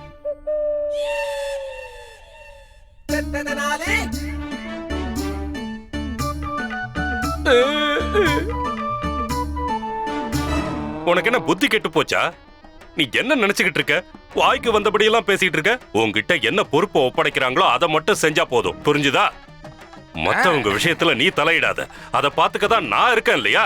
நான் பாத்துக்கிறேன் மகாராஜா, நான் பாத்துக்கிறேன். என்கிட்ட விட்டுருங்க. அடடா குருநாதரே, இந்த வயசுல உங்களுக்கு எதுக்கு இவ்வளவு கஷ்டம்? உங்க சேவகன் நான் தான் இருக்கேன்ல. விழாவுக்கான எல்லா ஏற்பாடையும் நானே பண்ணிடுறேன். உங்களுக்கு பொருத்தமான வேலையை மட்டும் நீங்க செஞ்சா போதும். நீங்க செய்ய வேண்டியதெல்லாம் ஒன்னே ஒண்ணுதான். விழா நடக்கிற அன்னைக்கு முழு கவனத்தையும் செலுத்தி பகவான் ஸ்ரீ கணேசனுக்கு பூஜை பண்ணாலே போதும். இந்த விழாவுக்கான எல்லா ஏற்பாடுகளையும் செய்யற அந்த பொறுப்பை நீங்க எனக்கு கொடுக்கணும்னு கேட்டுக்கிறேன் ஆச்சாரியாரே. நான் தான் சொல்றேன்ல, நீ கவனிச்சுக்க வேண்டிய அவசியமே இல்ல. மகாராஜா தயவு செஞ்சு பண்டிதர் ராமகிருஷ்ணன் சொல்றது சரிதானே ஆச்சாரியாரே? நீங்க ராஜகுரு, உங்க பொன்னான நேரமும் தியானமும் ரொம்ப முக்கியமானது. நீங்க உங்களோட கவனத்தை மகா பூஜையில செலுத்துங்க. மத்த எல்லா வேலைகளுக்கும் பண்டிதர் ராமகிருஷ்ணர் இருக்கார்ல, அவர் பார்த்துப்பாரு. எனக்கு என்னவோ மகாமந்திரி சொல்ற விஷயம் சரிதான்னு தோணுது குருதேவா. நாம இந்த பொறுப்பையும் பண்டிதன் ராமகிருஷ்ணன் கிட்ட ஒப்படைச்சோம்னா ரொம்ப நல்லா இருக்கும்.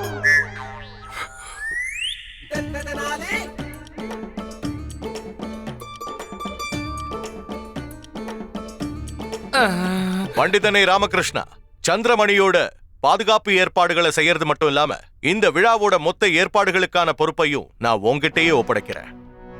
இன்னையிலிருந்து இந்த கடத்துல இருந்து இந்த மாபெரும் விழாவுக்கான மொத்த ஏற்பாடுகளையும் உன் கையில நான் ஒப்படைக்கிறேன். இந்த விழாவுக்கான மொத்த கணக்கு வழக்குகளையும் நீதான் கவனிக்கணும். உத்தரவு மகாராஜா. குருதேவா, சொல்லுங்க சொல்லுங்க மகாராஜா. பண்டிதன் ராமகிருஷ்ணன் கிட்ட பொருட்களோட பட்டியலை ஒப்படைச்சிருக்கு. சரி சரி மகாராஜா.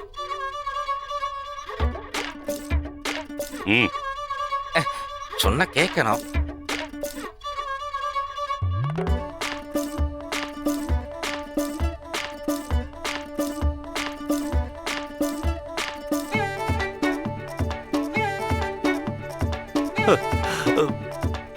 வாங்கிக்க. ரொம்ப நன்றி ஆச்சாரியரே.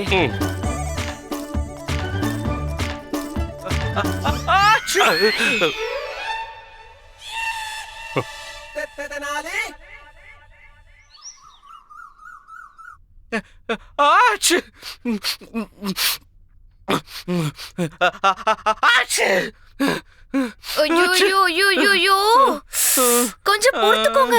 என்ன இது தூக்குங்கன்னு நான் சொல்லுவேன், இன்னைக்கு பொறுத்துக்கோங்கன்னு சொல்றேன். முதல்ல நீங்க பொறுத்துக்கோங்க, அதுக்கப்புறமா தூக்குங்க. எதை தூக்குறது? கஷாயத்தை தூக்கி மடமடன்னு குடிச்சிருங்க, அப்பதான் உங்களுக்கு நிம்மதியா இருக்கும். இந்த விக்கல் தும்மல் இதெல்லாம் யாரால கட்டுப்படுத்த முடியும் சாரதா? இதெல்லாம் எப்ப வேணாலும் எங்க வேணாலும் வரும். இதோ திரும்ப வருது.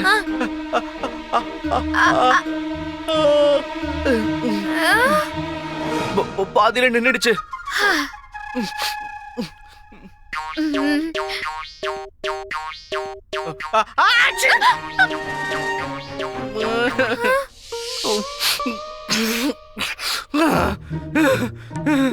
பரவாயில்ல குடி சாரதா, இப்பதான் தும்மல் வரலையே.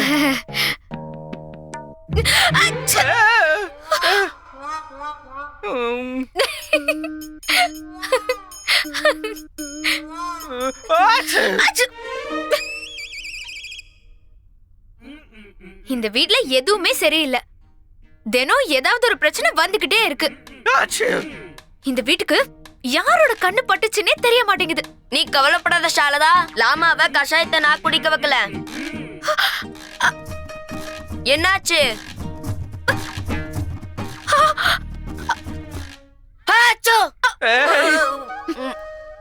இந்த காலத்து பசங்களுக்கு எதுவா இருந்தாலும் உடனே ஒட்டிக்கிட்டு ஏன் தான் இப்படி இருக்காங்களோ.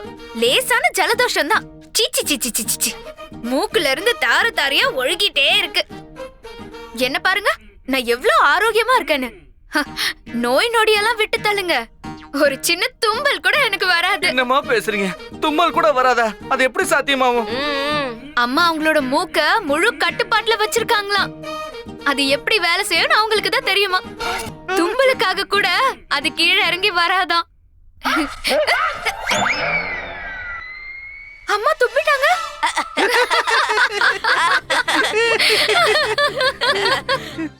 அம்மா தும்பிட்டாங்க.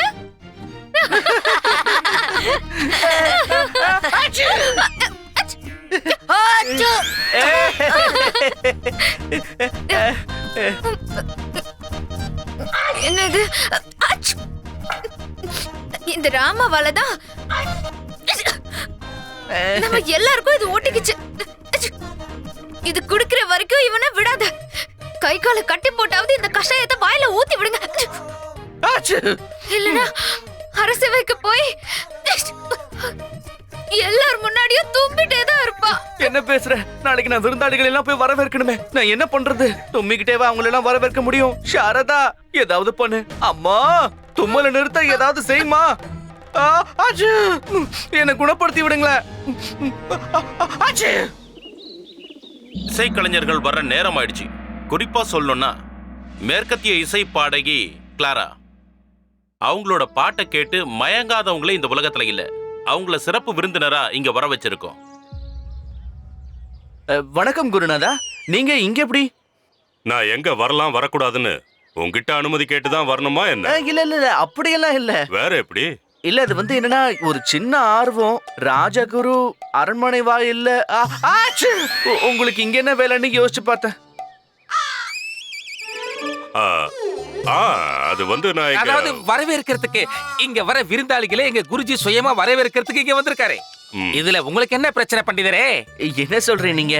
அதுல எனக்கு என்ன பிரச்சனை இருக்கு போகுது? என்கிட்ட தான் பொறுப்பு ஒப்படைச்சிட்டாங்களே. மகாகுரு இதை செஞ்சாருன்னா அவருக்கு நல்லாவா இருக்கும்? அதைத்தான் யோசிச்சு பார்த்து கேட்டேன். அத பத்தி எல்லாம் கவலைப்பட வேண்டிய அவசியம் உங்களுக்கு இல்லவே இல்ல.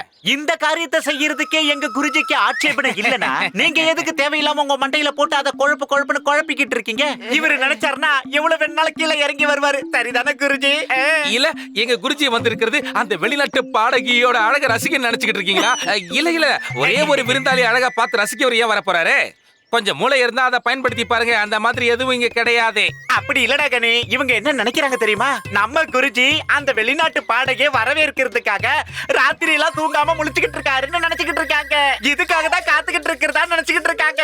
என்னதான் இருந்தாலும் வரப்போறவங்க வெளிநாட்டு பாடகியாச்சே, வரவேற்ற மாதிரியே இருக்கும், பார்த்த மாதிரியே இருக்கும்.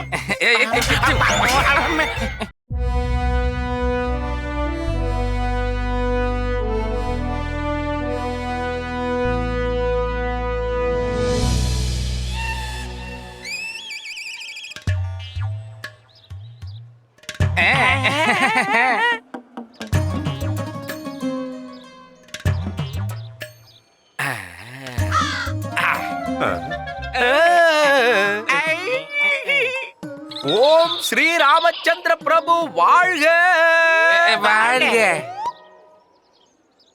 இவரோட பேரு மதுரா தாஸ். சிறந்த பாடகர் மட்டும் இல்ல, ராம பக்தரும் கூட. ஓம் ஸ்ரீ ராமச்சந்திர பிரபு வாழ்க வாழ்க. வருக வருக மதுரதாஸ் அவர்களே, வருக வருக. நான் ஒரு பெரிய பாக்கியசாலி. ஏன்னா நாங்க இருக்கிற இடத்துல உங்க காலடி பட்டிருக்கே. உங்களை பணிவோட வரவேற்கிறோம். உங்க பயணத்துல எந்த சிரமமும் இல்ல. ஆமா, யார் இந்த பையன்? இதுக்கு முன்னாடி நான் பார்த்ததே இல்ல. உன்னை நீயே அறிமுகப்படுத்திக்குவியா? அடியனை எல்லாரும் ராமகிருஷ்ணன் கூப்பிடுவாங்க. மகாராஜாவோட அரண்மனையில நான் ஒரு மன்னிக்கணுங்க, நான் ஒரு ஆலோசகரா இருக்கேன். இவனோட சிரிப்பு எனக்கு ரொம்ப பிடிச்சிருக்கு. அதோட இவன் கொடுக்கிற மரியாதையும் ரொம்ப இனிமையா இருக்கு. என் மனசுக்கு திருப்தி கிடைச்சிருக்கு. இதுல என் பயண களைப்பெல்லாம் பறந்து போச்சு. ரொம்ப நன்றிங்க ஐயா. குருஜி, இந்த ஆளுக்கு கடவுள் வானர உருவத்தை நினைச்சிருப்பாரு போல இருக்கு. ஆனா நடுவுல மனசு மாதிரி மனுஷ உருவத்தை கொடுத்துட்டாரு. சரி சரி, ஆரம்பிங்க ஆரம்பிங்க. ஆரம்பிக்கணுமா? என்னத்த ஆரம்பிக்கணும்? ஏதாவது நடன நிகழ்ச்சி தான். ஆட்டம் பாட்டம் கொண்டாட்டம் இப்படி ஏதாவது. என்ன சந்தோஷப்படுத்த மாட்டீங்களா என்ன? நீங்க எடுபடி தானே?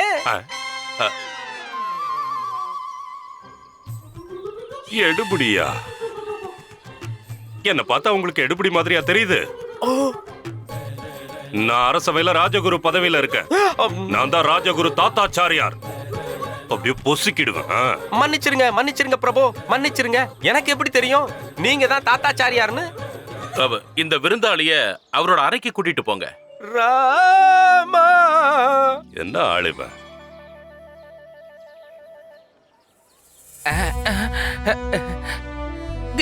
குருஜி, அங்க கொஞ்சம் பாருங்க. வெளிநாட்டு பேரழகி உள்ளூர் பல்லக்கில வருது. என்ன ஒரு அதிசயம்!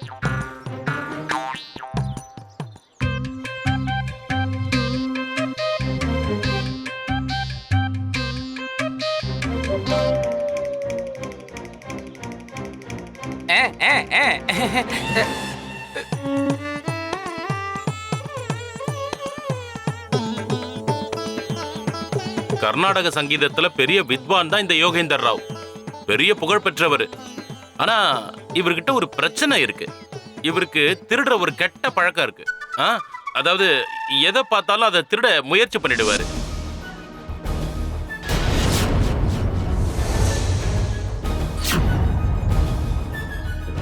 அதுக்காக இவர் திருட இல்ல, அதோட அது அவரோட எண்ணமும் இல்ல. இன்னும் சொல்லப்போனா அது அவருக்கு பழக்கமாயிடுச்சு. என்ன மந்திரியாரே இது? இங்க ஏற்கனவே சந்திரமணியை பாதுகாக்கிற பொறுப்பு என் கழுத்தை இறுக்கிக்கிட்டு இருக்கு. அது பத்தாதுன்னு இந்த கலைஞருக்கு இப்படி ஒரு நோயா இருக்கணும்.